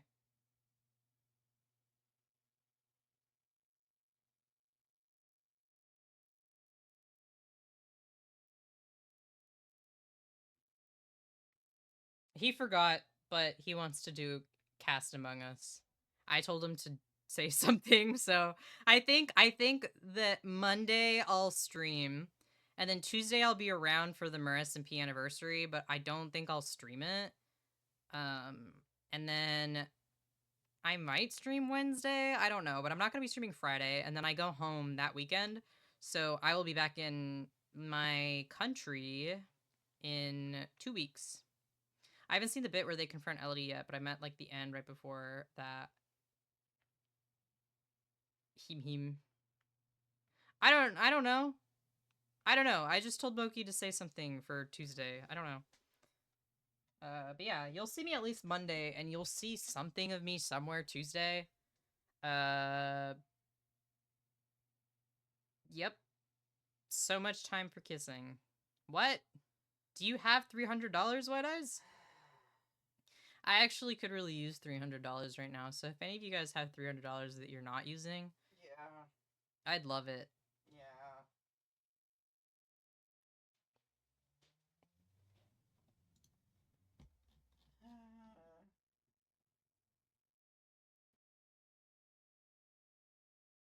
Oh, I just realized it took off my playlist.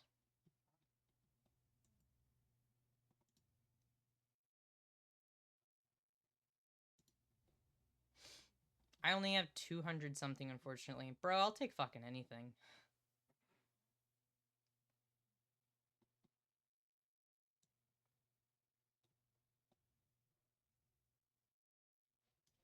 I like this song. That being said, yes, his vet visit did go well. He's not infected, but he also costs so much money, so I'm poor. But my commissions are still open. I have little guy commissions and little guy PNG tuber commissions open. Let me check it. I think.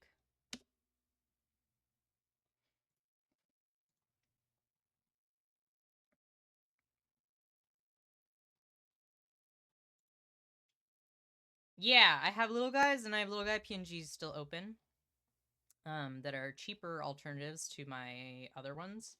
I just finished a couple pieces, so I gotta crank through a bunch. So the list is kind of, it's like a little bit lengthy right now, but if you commission me for a little guy, it is faster. I just finished Starfs and Cathows.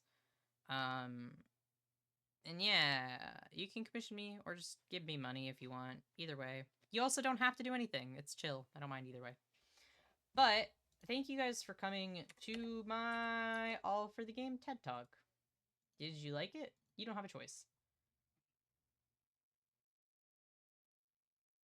Wow, Jesus Christ. No one is surprised. Jaxper and Love are both live right now, playing Wild West. I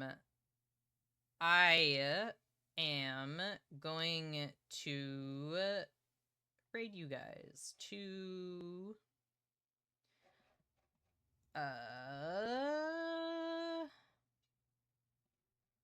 I'm gonna send you guys to Love because